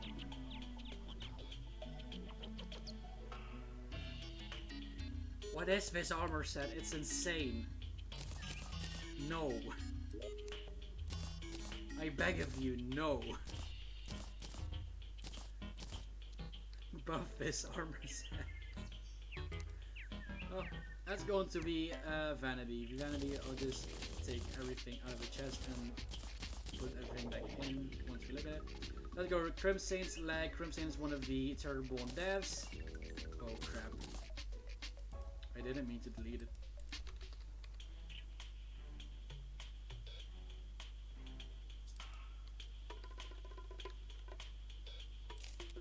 Okay. Whoops. Crimson set looks like this. Thank you, Crimson, for your awesome work towards the mod. Take it off. Then we go over to Jellybru's armor set, which is more a bird. Looking like this. Thank you to Jellybru as well for your amazing work on this mod. And let's go to Penumbral's armor set. Penumbral is the owner of the mod, and he has his dev set designed as this. My preferred dev set so far. Thank you, Penumbral, for making it possible for me to showcase this mod. You're doing amazing work so far, and I like where this is going. I can't wait to see the future updates. With that said and done, let's go over to one of the Vanity pieces, which is not an actual set, but being the Sheriff's Hat. The Sheriff's Hat obtained from killing the Sheriff NPC, or the Skeleton Sheriff NPC. Looks a little something like this. Pretty cool. Then over to the boss mask. Let's have Mysterious Crab Mask, aka Tidal Titan. Looks a little bit something like this. Tidal Titan, you're a terrible boss according to the developers, but looks cool. Then over to Dunestock, my personal favorite boss. It's my personal favorite boss, not my boss mask. Looks pretty cool. Over to Shadowcrawler, pretty bland, pretty under detail, pretty small if you ask me. Not necessarily bad, it looks pretty cool, but it's just really small. And then to probably my favorite. Oh, this is my favorite. Holy shit. Prototype 1's boss mask. It releases those sparks when you move. Oh, that's good. Or only when walking, I mean. But that's good. This is by far my favorite Vanity's piece. Let's take all of this off and throw it back into the chest. Let's continue my own, let's equip my own Vanity set. Let's put the things back where they belong. And let's go over to the non-consumables. I will go to all of these items briefly. Let's start with the Dark Sigil. The Dark Sigil is crafted as follows with some shadow scales. The Dark Sigil allows you to start a blood moon, and it can only be used during the night. We have the Dustwind Rod, which is an expert only item. It's it's a non-consumable, and it's dropped from Dunestock as its expert drop, which is quite sad actually, as he could have had a way better drop, like an expert only weapon or something. But this starts a sandstorm when doing so, and if a sandstorm is already happening, it will stop it. Then we go over to the Terra Taco. Terra Taco is sold by the Terra Master NPC, and when consumed, it causes you to generate terror over time. While this is active, being at 100% terror will cause you to die. Wow. So you can use this, but you have to be using your abilities or anything else that uses terror constantly. Okay. Your movement speed will be greatly decreased while over 50% terror. So actually, this is not worth using, as there are a lot better items. They'll kind of have like the same effect, like same positive effect, and has a 3-minute duration. Okay, next up is Dark Blood. The Dark Blood potion No, okay, it's not crafted, so the Dark Blood Potion is also sold by the Terror Master NPC. The Dark Blood Potion, when consumed, allows you to use items while using Shriek of Horror. Damaging enemies grants you a small amount of terror over time. Has a 10-minute duration. All in all, definitely a potion you should use. Then over to the Pulse of Darkness. This will be talked about a lot more later in this video, or in part 2. But when consumed, it will show a little cursor like this, which will point you to the next terror ability after consuming the Shriek of Horror, which you should have consumed, as that's the only possible way to summon in the Terror Master, which sells you this stuff. Onto the Aerodynamic Potion. When consumed, the Aerodynamic Potion, which is also sold from Terror Master NPC, grants immunity to heavy wind debuff and increases your movement speed, but also increases your wing flight time by 100% with a 5-minute duration. So also a pretty good thing if you want to traverse the world. Now over to the treasure bags and I guess little grab bags. Treasure bags. This is Tidal Titan's bag, Dunestock, Prototype 1 and the Shadowcrawler. Not really that exciting. And here we have the Deputy's bags. The Deputy's bag is obtained from the Deputy or the Skeleton Sheriff NPC in pre-hard mode and will yield with a lot of useful items like this. Like, it gives you a crap ton of ammo and other items alike. Oh, nope, I'm trashing the chest, that's not good. Let's take this out.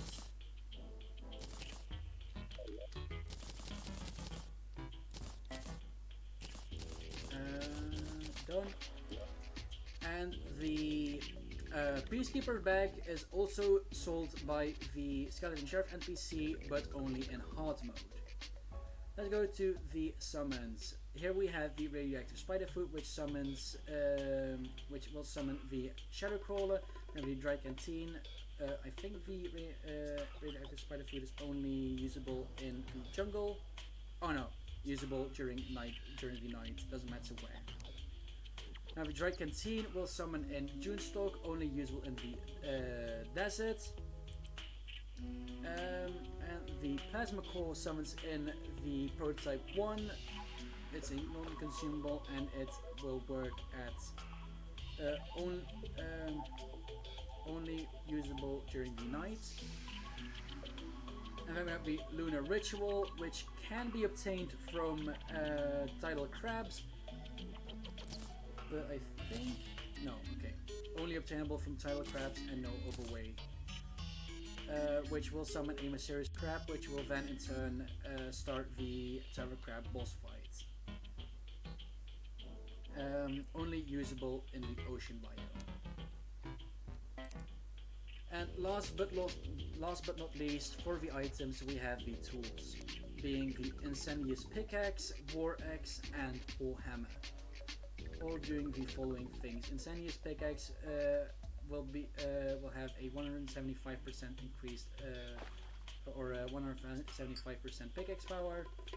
The Incendious War Axe will have 85% axe power, and the Warhammer will have 75% hammer power.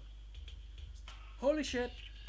Those were all the items. We spent 1.5 hours on this, and damn, I must be out of my mind. What I'm going to do is, I'm not going to make a part 2, I don't think, but I'm going to compile it into separate parts, so you can just click on what parts you want to see, so you don't have to go over every single goddamn class, or assortment of which I classed it in. But, goddamn. If you are still, if you've made it this far into the video, leave a comment down below saying, I made it! Exclamation mark. But with this said and done, I will now move on over to the abilities and the lore. I'll see you guys then. At first entry of your world with a brand new character, you will be given a mysterious compass, which will lead you down into the depths of Terraria to find the Memorial Shrine. At the Memorial Shrine, you should be able to find a white, spirit-like face. This right here is the Shriek of Horror. When you walk up to the Shriek of Horror and absorb it, a neat visual effect will be displayed with a description on how to use it as shown here.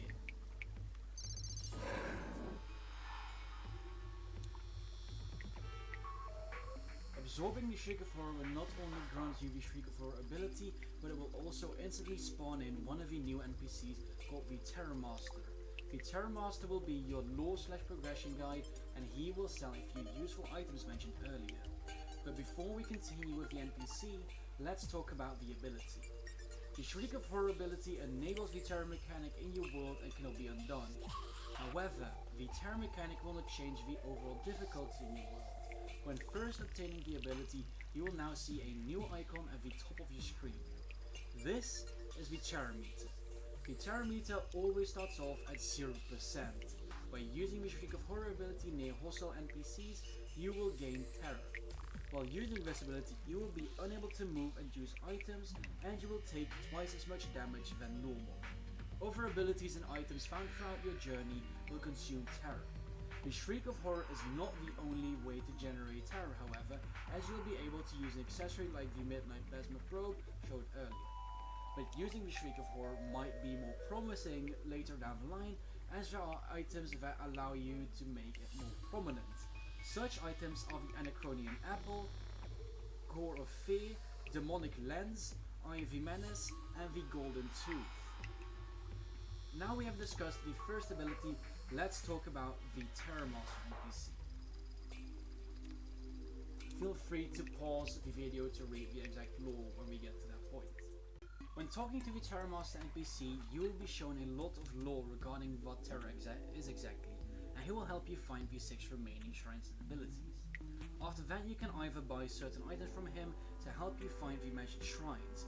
You can ask him about his own history and that of the world around you and the shrines, or accept his request for finding the next shrine, which is located at the dungeon. But before we go to the dungeon, let's speak to this guy first. Hello there, you must be a fellow seeker of this anomaly I've detected in this area. My spells have picked up very large amounts of terror emanating nearby. Wait, do you not know what terror is? That's pathetic, really. I think I'll start nicknaming you Idiot. I'm only joking. Considering you're the one who seems to live here. Was that a clone of myself? Anywho, considering you're the one who seems to live here, I wouldn't want to insult you like that. But anyways, when I refer to terror, I mean a substance. And a very special one. You see, terror is what grants us our instinct and consciousness. Our minds and souls are composed entirely of its essence. And certain beings, such as myself, are capable of taking advantage of it. These beings are called incarnates, although there's something very peculiar about you in particular. I believe you yourself are incarnate as well, and you seem to have stumbled upon a rather convenient spot to call home. You see, all of this island is a group of shrines, terror shrines more specifically, that can be used to enhance your ability to use terror, and luckily for you, I happen to know where they all are. So, what do you think about this? In return for a home, I'll help you guide you to these shrines and help train your abilities. Does that sound good? Yes? Very good, idiot. Now, feel free to ask when... I said get lost, brother. Back to where you belong. Anywho. Now, feel free to ask when you're ready to go exploring for them. Okay, so... continuing down the line, and speaking some more to him and going to cycle through his options, we'll have the shop right here, to which, as said before, he sells these. He sells a certain amount of items like the Dark Blood Potion, the Dark Will, the Intimidation Aura, Pearls of Darkness, and the Terror Taco. Now that's very interesting right now, as that's been discussed earlier in the video. Now, where can I find the next shrine? I will do that in a minute. Let's cycle a bit further and let's talk to him. He will ask you what is that, and then you can cycle. I will open the lore and I won't read it out as I did with the main line of text, but I will open it for a second and then you can pause the video to read the exact lore. Let's start.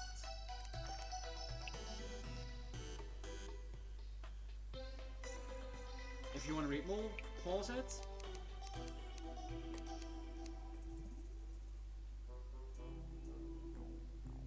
Same here, we're going to continue.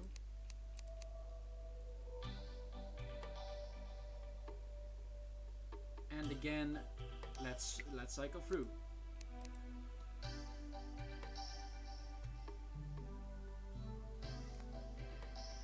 And this is, I believe, the second to last one. That was the last one. Let's close it and let's talk about the next shrine. For the next shrine, he will give you something, and then one side of the island, something vague about a structure that's on the same side of your island as the tundra, meaning it's just the dungeon because the dungeon only spawns on that side of the world where your snow biome is. So let's go over to the dungeon and I'll see you guys there.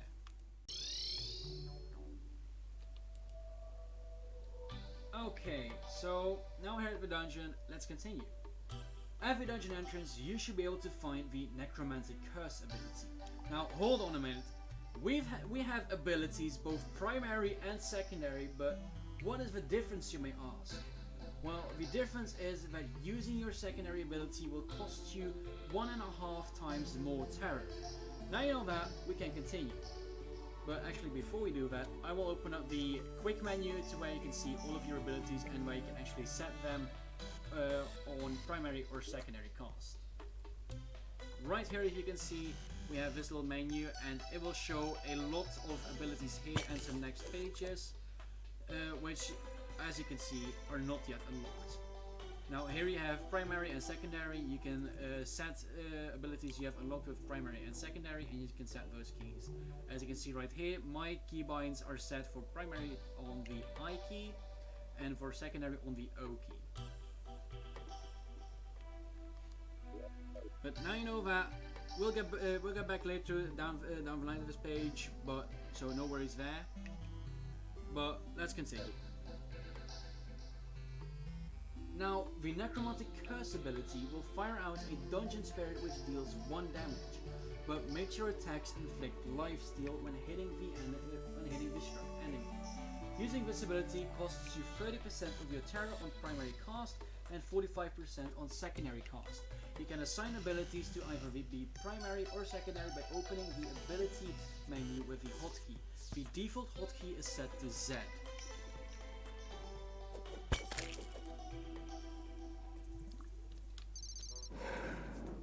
Necromantic Curse. And, well, we've done all this. But let's set this Necromantic Curse ability to our primary. Okay, so as you can see right here, we have it set to primary. Now we sadly don't have any targets here because I just killed one. Doesn't matter, but when pressing I, you will release... Oh, right. I don't have my...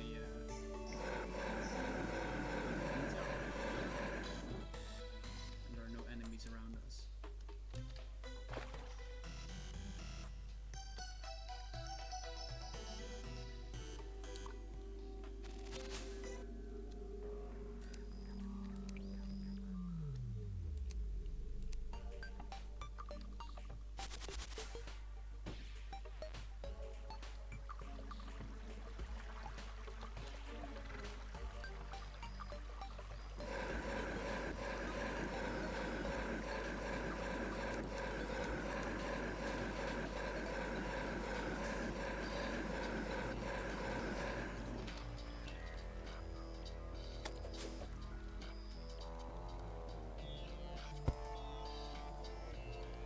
we have some targets here, and our terror meter is full.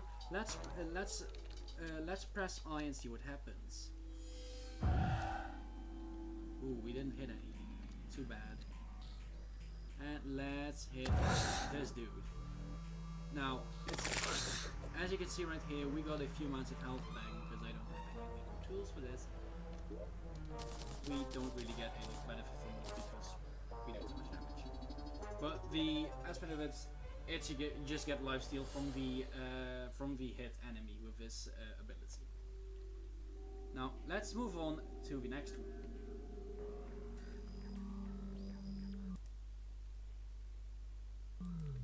After finding and absorbing the Necromantic Curse ability, the Terror Master will have the next quest available. Now, when we go speaking to the Terror Master about the third ability and its whereabouts, he will tell you that it is located somewhere near the underground jungle. Though he can't tell you precisely where, he does suggest you to purchase some Pearls of Darkness from him, which will point you in the direction of the next Terror ability.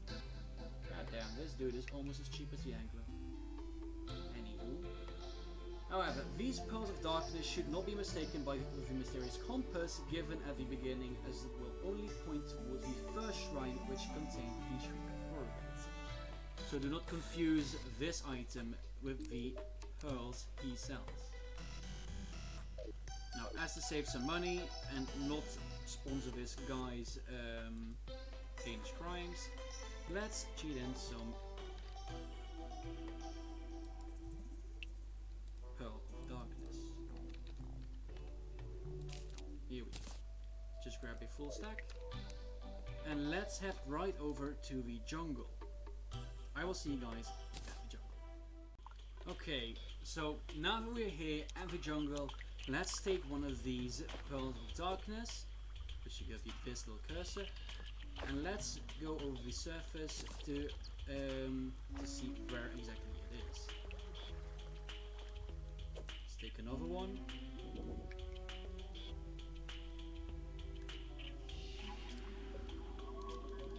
And we should be right above it. Let's dig straight down and I will catch you guys at the shrine. Okay, now as to some unexpected thing has happened, the Pearl of Darkness did not lead me to the jungle ability called the Horrific Adaptation, but instead to the hell ability called Voidblade. Now, let's pick up the Voidblade ability and let's talk about that first then, instead of the jungle ability. But if we come across the jungle ability, hopefully in the near future, I will most certainly come back to that. Anywho,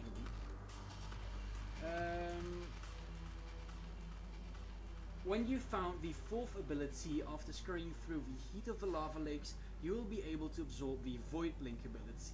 The Void Blink ability will inflict the player with immunity frames for 3.5 seconds, in which they are still able to move around and use items, but hostile NPCs will not be able to inflict any damage towards the player for as long as the ability is active. Using this ability costs you 65% of your Terra on primary cost and 97% on secondary cost. So this ability is quite expensive. Currently, as I've also noticed, the world generation is a little bit off. As you can see on the map, we should technically have another 10 blocks of falling down before hitting the world's bottom. And that area which we can't reach is where the entrance is spawned. Quite an inconvenience if you ask me. So I'm worried that you will need a Rod of Disc to get in this one beforehand. No worries though, as we have an unlimited scheme of tools here, so let's grab a Rod of Disco real quick, teleport in and show off the ability. Boom. Now we have the Void Blink ability. Okay, so we have arrived back at the surface with our new Void Blink ability.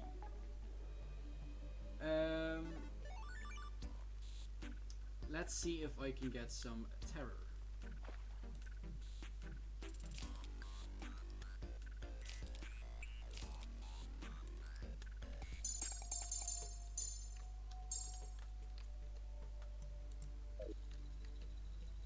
And there we go. Now I have some terror again. I can finally show off this neat ability. Let's open up a little menu, and instead of equipping Necromantic Curse, let's scroll to the next page and equip the Void Blink. Now Void Blink will cost us 65% of our terror. Now, as you can see, by pressing the hotkey for the primary cast, we will turn slightly invisible and we will take no damage for 3.5 seconds. Pretty cool, right? Now, after finding and absorbing the Void Blink ability, the Terror Master will have the next quest available for the 5th ability. The next ability, as will be told by the Terror Master, relies a lot on the luck when generating the world, as it will spawn randomly underground. Now this ability will be unobtainable until you reach hard mode and carry at least a pickaxe of 150% mining power or more. Otherwise known as a pickaxe able to mine adamantite or titanium, or such as the orichalcum or mithril pickaxe, as the shrine entrances will be encased by it. Now let's use the Pulse of Darkness and see where... Oh, that's right next to the original shrine. Are you for real? I will dig down there, see what we'll find, and I'll hit you guys up when I do. Okay guys, so I found it, and lucky me will have it be that this one was located just as much as the first shrine, right underneath spawn. I don't know the exact percentages of this happening, but we got lucky. Now let's dig straight through this titanium, as you can see right here.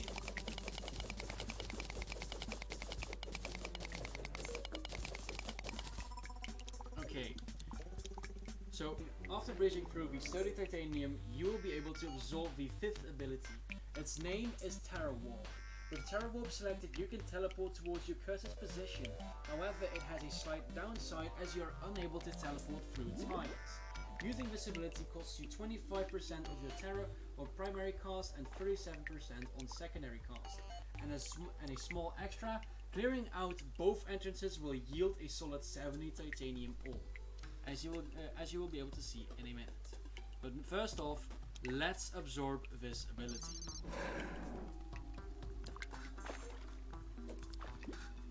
And now let's clear out this part of the entrance and see how much we yield. And when looking at inventory, we have, as I said, exactly 70 titanium ore, which is a damn good start for hard mode, if you ask me. Let's teleport back up to the surface and go about the sixth and second to last ability. Okay, so guys, now we're back on the surface. Let's get some more terror and test out our new ability. Let's use this titanium right here to demonstrate for us.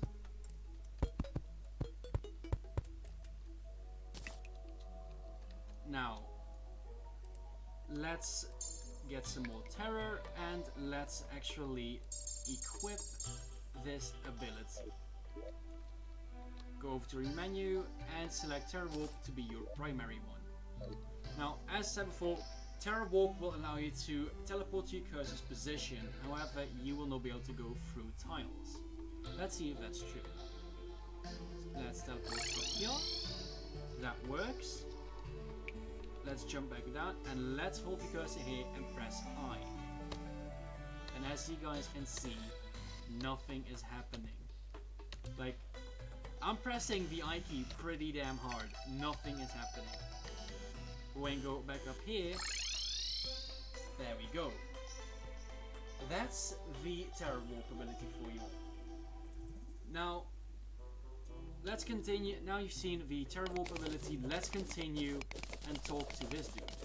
Well, for as far as he will have a quest for us. When talking to the Terror Master after finding the Terror Warp ability, he will be quite useless and give no clue on the 6 abilities' whereabouts, making you rely on the Pulse of Darkness to the full extent.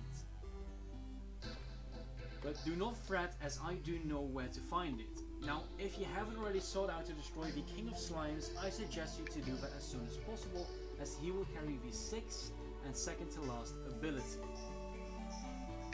Let's get a weapon and turn King Slime's innards outwards.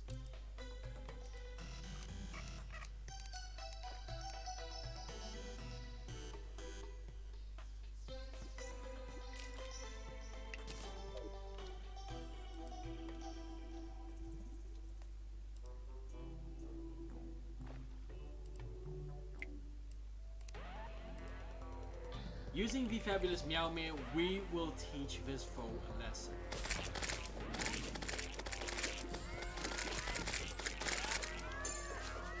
And as you can see right here is yet another ability.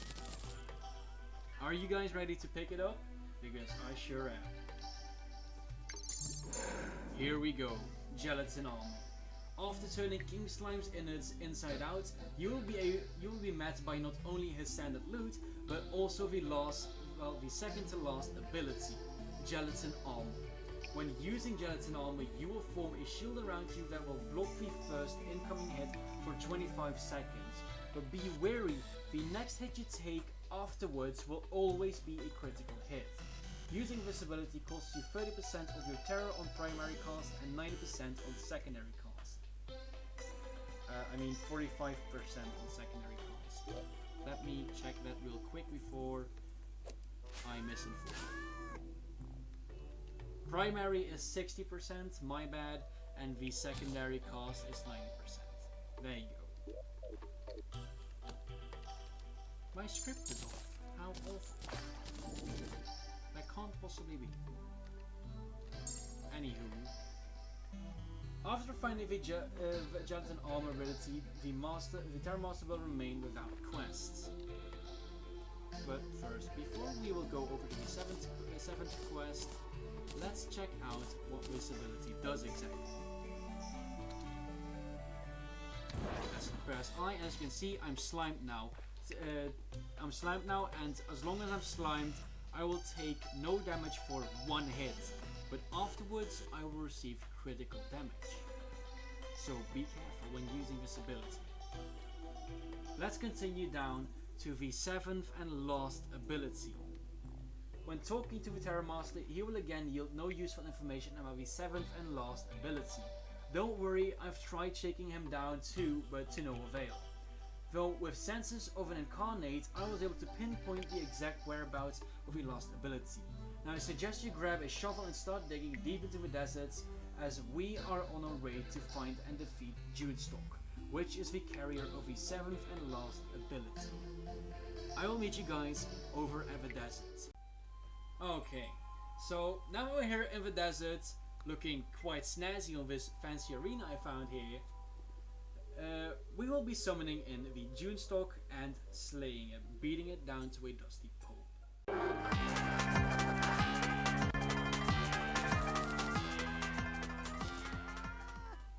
And as you can see right here, we have the seventh and last ability. Now, after digging through the desert sands and beating Dunestock down to a pulp, you will now have access to the seventh and last ability called the Starving Storm. When using the Starving Storm ability, you will summon a sandy vortex at your cursed location, which will pull in nearby enemies without damaging them. Let's pick it up. And this ability will cost you 50% terror on primary cast and 75% on secondary cast. Let's equip it and see if there are some unfortunate souls here.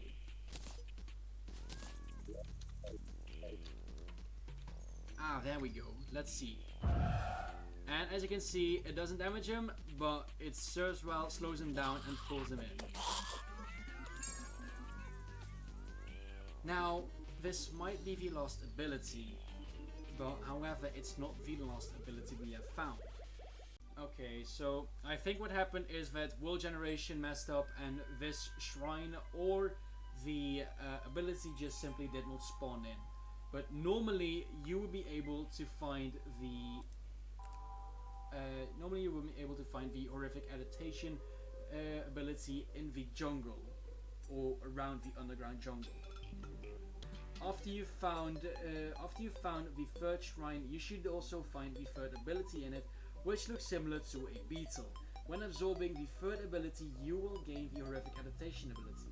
This ability will allow you to quickly heal over time when being used. The assigned hotkey for this ability has to be held down, much like the hotkey set for the Shriek of Horror ability. Unlike the Shriek of Horror ability, you can still move and use items like normally, and you won't take double damage when doing so. Using this ability costs you 30% of your terror on primary cast and 45% on secondary cast. Now this seems quite much when considering you have to hold it down, but it's actually not that much, as it will drain a small amount of said percentage over a period of time, later on being an equivalent of 30%, etc.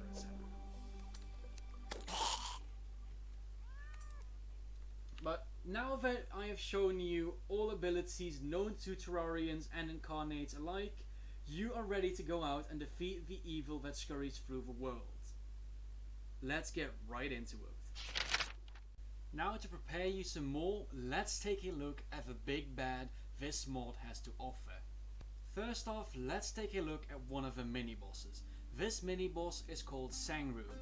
Sangrune spawns during the Blood Moon after the Eater of Worlds or the Brain of Cthulhu has been defeated. Sangrune can be classed as a bird/harpy-like creature flying around the player attempting to ram into them. After a certain amount of time, Sangrune will stay still and scream, recovering a decent chunk of her health and the enemies around her. This is all Sangrune does for the time being, but a certain update I've been told Sangrune will be changed into a full boss and get altered drops. Currently Sangrune has 2000 HP, 17 defense and deals 80 damage. But when you fight Sangrune again in hard mode, she will have 7500 HP and will now drop Souls of Night. You can even challenge her once more after defeating the mechanical bosses, to which she will now drop a few of each of their respective souls. After her standard fight in pre-hard mode, she will drop a few Sanguine Fangs, which are then to be crafted into the Sanguine Armor and weapon set, as well as 2 accessories, all of which have been discussed earlier on in the video. But when defeated while Terror mode is active, she will also drop a random amount of Dark Energy like any other boss or mini-boss. These two have been discussed earlier on in the episode.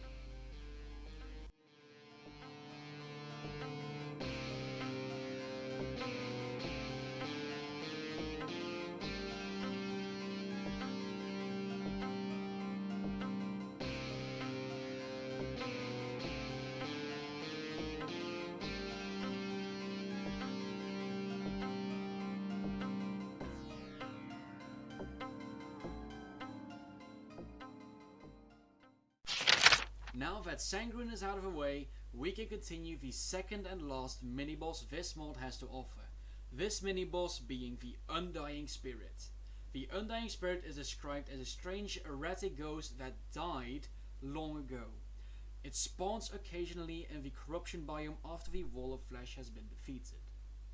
The Undying Spirit mostly resembles a demon eye in shape and size, however it will slowly make its way over to the player in a spiraling motion, trying to inflict contact damage onto the player. When attacked once, he will back off only to continue this spiraling motion on an increased speed.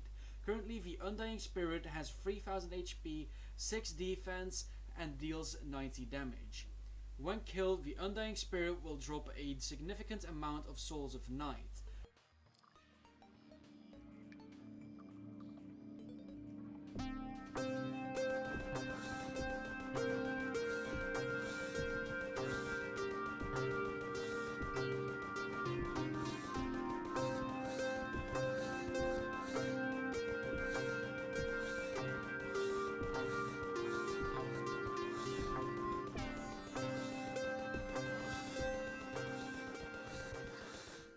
Now, with the weaker big baddies out of the way, we can continue down the line by dissecting the 4 main bosses this mod has to offer.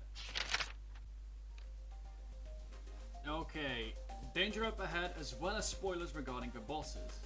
Let's start off with the Tidal Titan. The mysterious crab can rarely spawn in the ocean biome at night time, where it will bob up and down for a while. But when it sinks back down to the ocean floor, it will despawn. But time turning to day will not despawn the mysterious crab, however. I suggest you use a layer of platform that goes across the ocean surface. This will keep the mysterious crab from sinking back down. Now that you have found yourself such a mysterious crustacean, all you have to do is kill it. This will summon the Tidal Titan, which is now very much pissed off because you killed its kin. The Tidal Titan has an array of attacks. A second platform about 22 tiles above the lowest platform is advised. For the first of its attacks, the Tidal Titan will release 2 damaging waves of water, one in each direction. These waves are 20 to 21 tiles high, hence the advised height of the second platform. Another attack very similar to the first one is where it does the same attack only in one direction. This is indicated by it slamming its claw onto the floor. 1 claw for one direction, 2 claws for both directions. Then a completely new attack ensues where it will jump a significant amount into the air in a certain direction. When the Tidal Titan lands, beams will be shown. When the Tidal Titan lands, beams will be shown. Do not stand inside of these beams, as they will soon after appearing have huge geysers following up, damaging the player. And for its last attack, the Tidal Titan will stay still, spewing out an array of bubbles. One of said bubbles acts as a minion for the boss, following the player around until killed. This bubble has a black core unlike all others, and when this bubble is broken, it will spawn in a tiny tidal crab, which will also try to attack you. When entering the second phase of a Tidal Titan, he will speed up his attacks and add 2 more to his arsenal. One of those being a stream coming from a shell in bursts of 3 to 4 times, which deals damage when touched. The other attack added is a small tornado which will follow the player over the platform until bursting into a huge geyser, possibly trapping the player when performing the other geyser attack. Now that you have ended the jolly life of this wonderful crustacean, you horrible human being, you will be rewarded by a few things and effects. Those things being a handful of azurite ore, another handful of cracked shells, and a weapon of the slain beast. But if you are an expert in this game, it will drop its treasure bag, which will contain an extra item called the Lunar Heart, which has been discussed earlier in the episode. And for the effects, your world's caverns have now been flooded with azurite ore, meaning that azurite ore now spawns in the cavern layer. Your world's rain has also been blessed with lunar energy, which allows a new enemy to spawn in the ocean, which can be used to obtain more cracked shells, without cooking another mysterious crustacean alive. This enemy is called the Tidal Squid. It will rarely drop a cracked shell. The mysterious crab can also be summoned manually again by using a lunar ritual, which can be dropped from any enemy inside of the ocean biome. Let's boil the bastard alive before moving on to the next. Enjoy!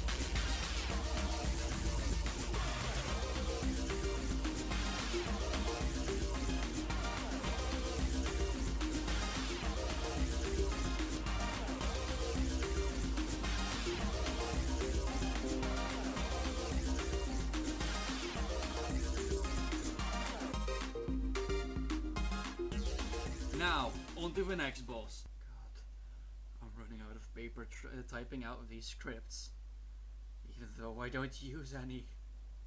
Oh god. Now that we've boiled the Tidal Titan alive and he's been served on a silver platter, we can continue over to the desert. Now that we're in the desert, the drought will take a toll on us, so I hope you've all come prepared with a canteen. With a dried canteen, which is a craftable item, you will now be able to summon in the next big bad, Dunestock. Dunestock is most likely the most difficult boss this mod has to offer so far. With complicated attack patterns and a quick AI, this boss will put you up to a real challenge. Dunestock can, however, only be summoned after you have defeated Skeletron. Dunestock is a stationary boss on first encounter, but be wary as he can choose to split his body in half for a short amount of time, and let his upper half fly around with all sorts of new attacks until returning back to its lower half, where he will become stationary once more. As for Dunestock's attack patterns, we'll go over the stationary ones first, followed up by the flying attacks. First, Dunestock will release a form of roar indicating that it will attack. After that, he has 4 possible attacks. The first being a barrage of blood clots, which will rapidly fire off with a small spread homing in the player. The second possible attack is where he will fire off a short-range volley of desert needles, which will have randomly set indicators for needles that will fly much further and faster towards the player's position.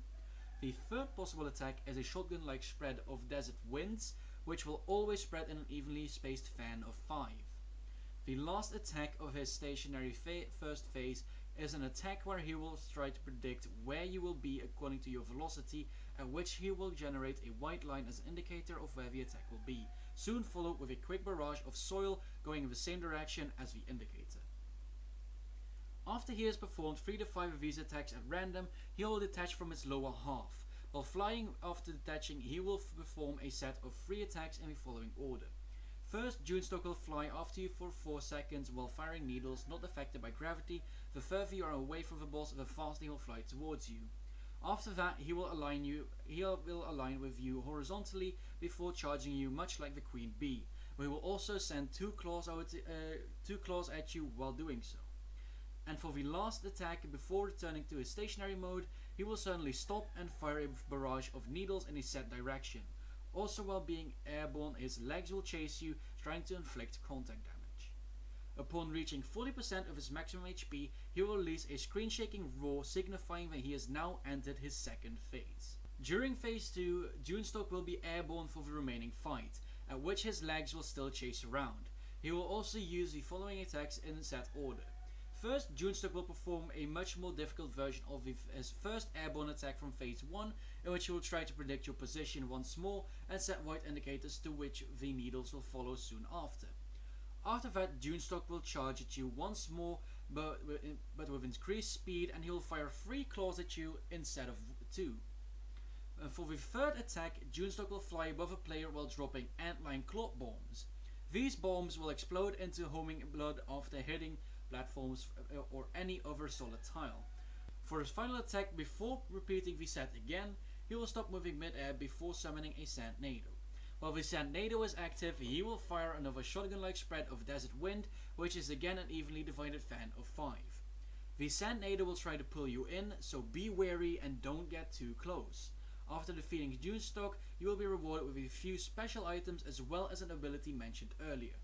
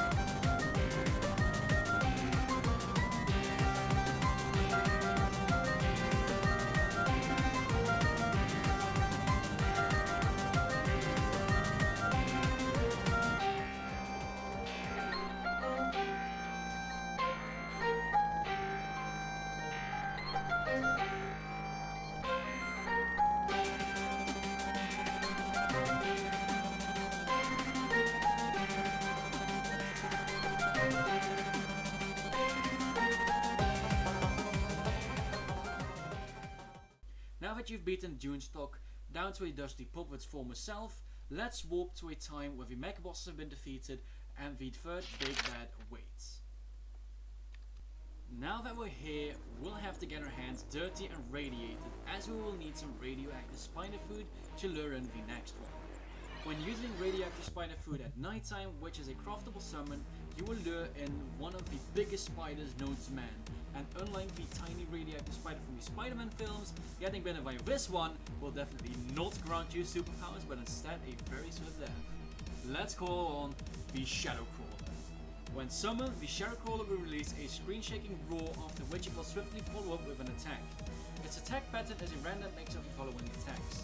The first attack it could use is a jump attack, to which it will jump to a random position on screen, after it will dash to the opposite side of its screen in a diagonal manner, with smaller lasers breaking off of its sides going outward. The second attack it could use will have it jump to any diagonal position of the player, from where it will shortly show a green lines indicating where green fireballs will shoot from, which will ever so slightly home in on the player. The third possible attack will have it trying to jump on top of a player before bursting out in a spiral of green fireballs. With a bit of luck, a good amount of these fireballs can be despawned when it lands on solid tiles. They'll go through tiles, however, if spawned by the Shadowcrawler. For the fourth attack, it will once more jump towards any top diagonal position of a player, either left or right above the player. When it does this, it will sprint in a line over the player's head, spewing out a barrage of slightly homing green fireballs. For its last attack during this phase, it will jump to either the left or right hand side of the player and dash towards them, followed by green fireballs. During these attacks, it has a chance to jump below the player and crawl along the floor, releasing a little bleeping sound. Here it recharges, performing no attacks for 2 to 3 seconds, and every fireball attack it uses will inflict the player with the Midnight Flames debuff for 2 to 3 seconds. Upon reaching around 55 to 60% of its maximum HP, it will release another screen-shaking roar, indicating it has now entered phase 2. It will also have a green eye visible on its abdomen now. During phase 2, it will reuse its previous attacks in a faster rate, but will also add another attack to its arsenal. When performing this attack, it will release a small amount of black hearts around the player, which will burst into green claspers. Upon hitting 20% of its maximum HP, it will release yet another screen-shaking roar, indicating it has now entered its third phase. Its abdomen will also appear cracked and broken, with the eye looking more fierce. During phase 3, it will release more black hearts faster, fire 2 additional fireballs when doing the diagonal sprint attack, and spirals will now remain significantly longer on screen. This is definitely a pretty difficult boss, able to stand its ground. When killed, it will drop one of a Shriek of Horror items called the Anachronian Apple.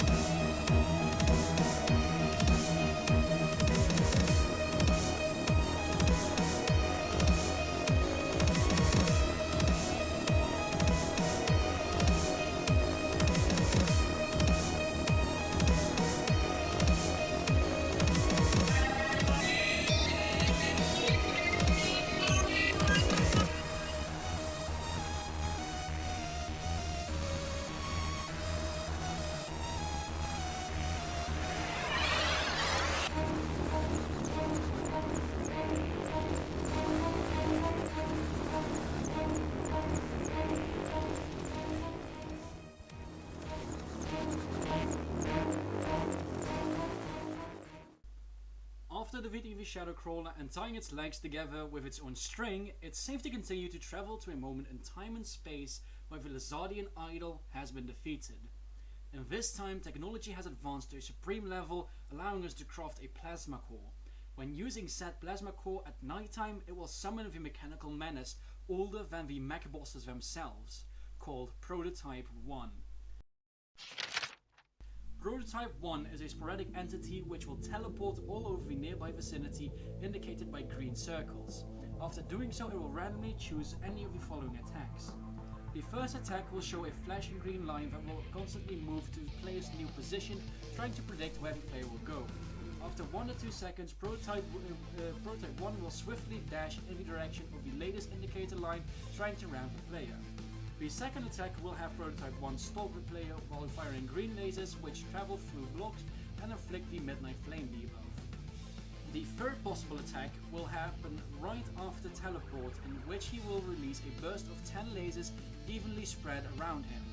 The fourth attack will also happen after teleport, where he will show indicators for a very short period of time before releasing another burst of flame waves. The fifth attack will have him fire a shotgun-like burst of 3 green fireballs which will slightly home in on the player's position. For the sixth and final attack of phase 1, he will show a green horizontal indicator before firing off a barrage of lasers randomly at the player before charging the player over the length of the green indicator. After depleting his entire health bar, he will release a screen-shaking roar indicating he has now entered his second phase. In his second phase, he comes back with an even stronger arsenal. In this, he will always release 2 flame waves upon dashing and follow up for almost every other attack up with a swift dash. One of his new attacks is somewhat similar to Shadowcrawler's diagonal dash attack, only can his be done in any way he seems fit rather than just diagonal. He will now also have a chance to spin very quickly around the player, releasing a barrage of lasers at the player, while doing so trapping them in a tornado of lasers. Another updated attack is his horizontal dash attack. Not only can it go vertical as well now, but it will also release small green clouds which will then burst into homing green flames. And for his final new gimmick, he will clone himself into 4 identical clones of himself, much like the Brain of Cthulhu, where only one is the real one. After defeating Prototype 1, you will be awarded quite handsomely with some supreme healing potions normally only obtained after the Celestial Pillars have been defeated, and some neat boss loot. And those were all of the bosses added by the Terrorborn Mod. Next up is the fight with Prototype 1. This has been done with God mode enabled from the cheat sheet mod, as defeating him normally I am way too inexperienced for as of this moment. My apologies for that, but it's an awesome boss nonetheless.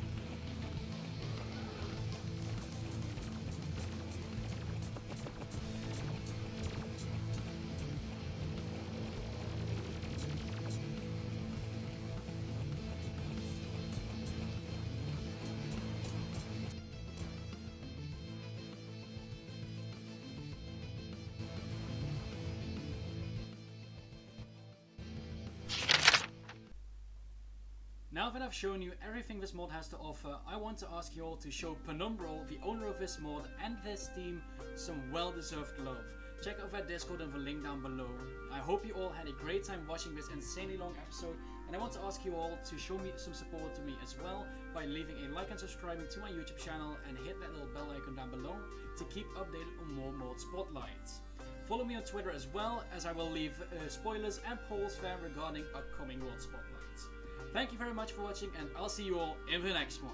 My name is Gelatin Armor, and I wish you all a good day. See ya!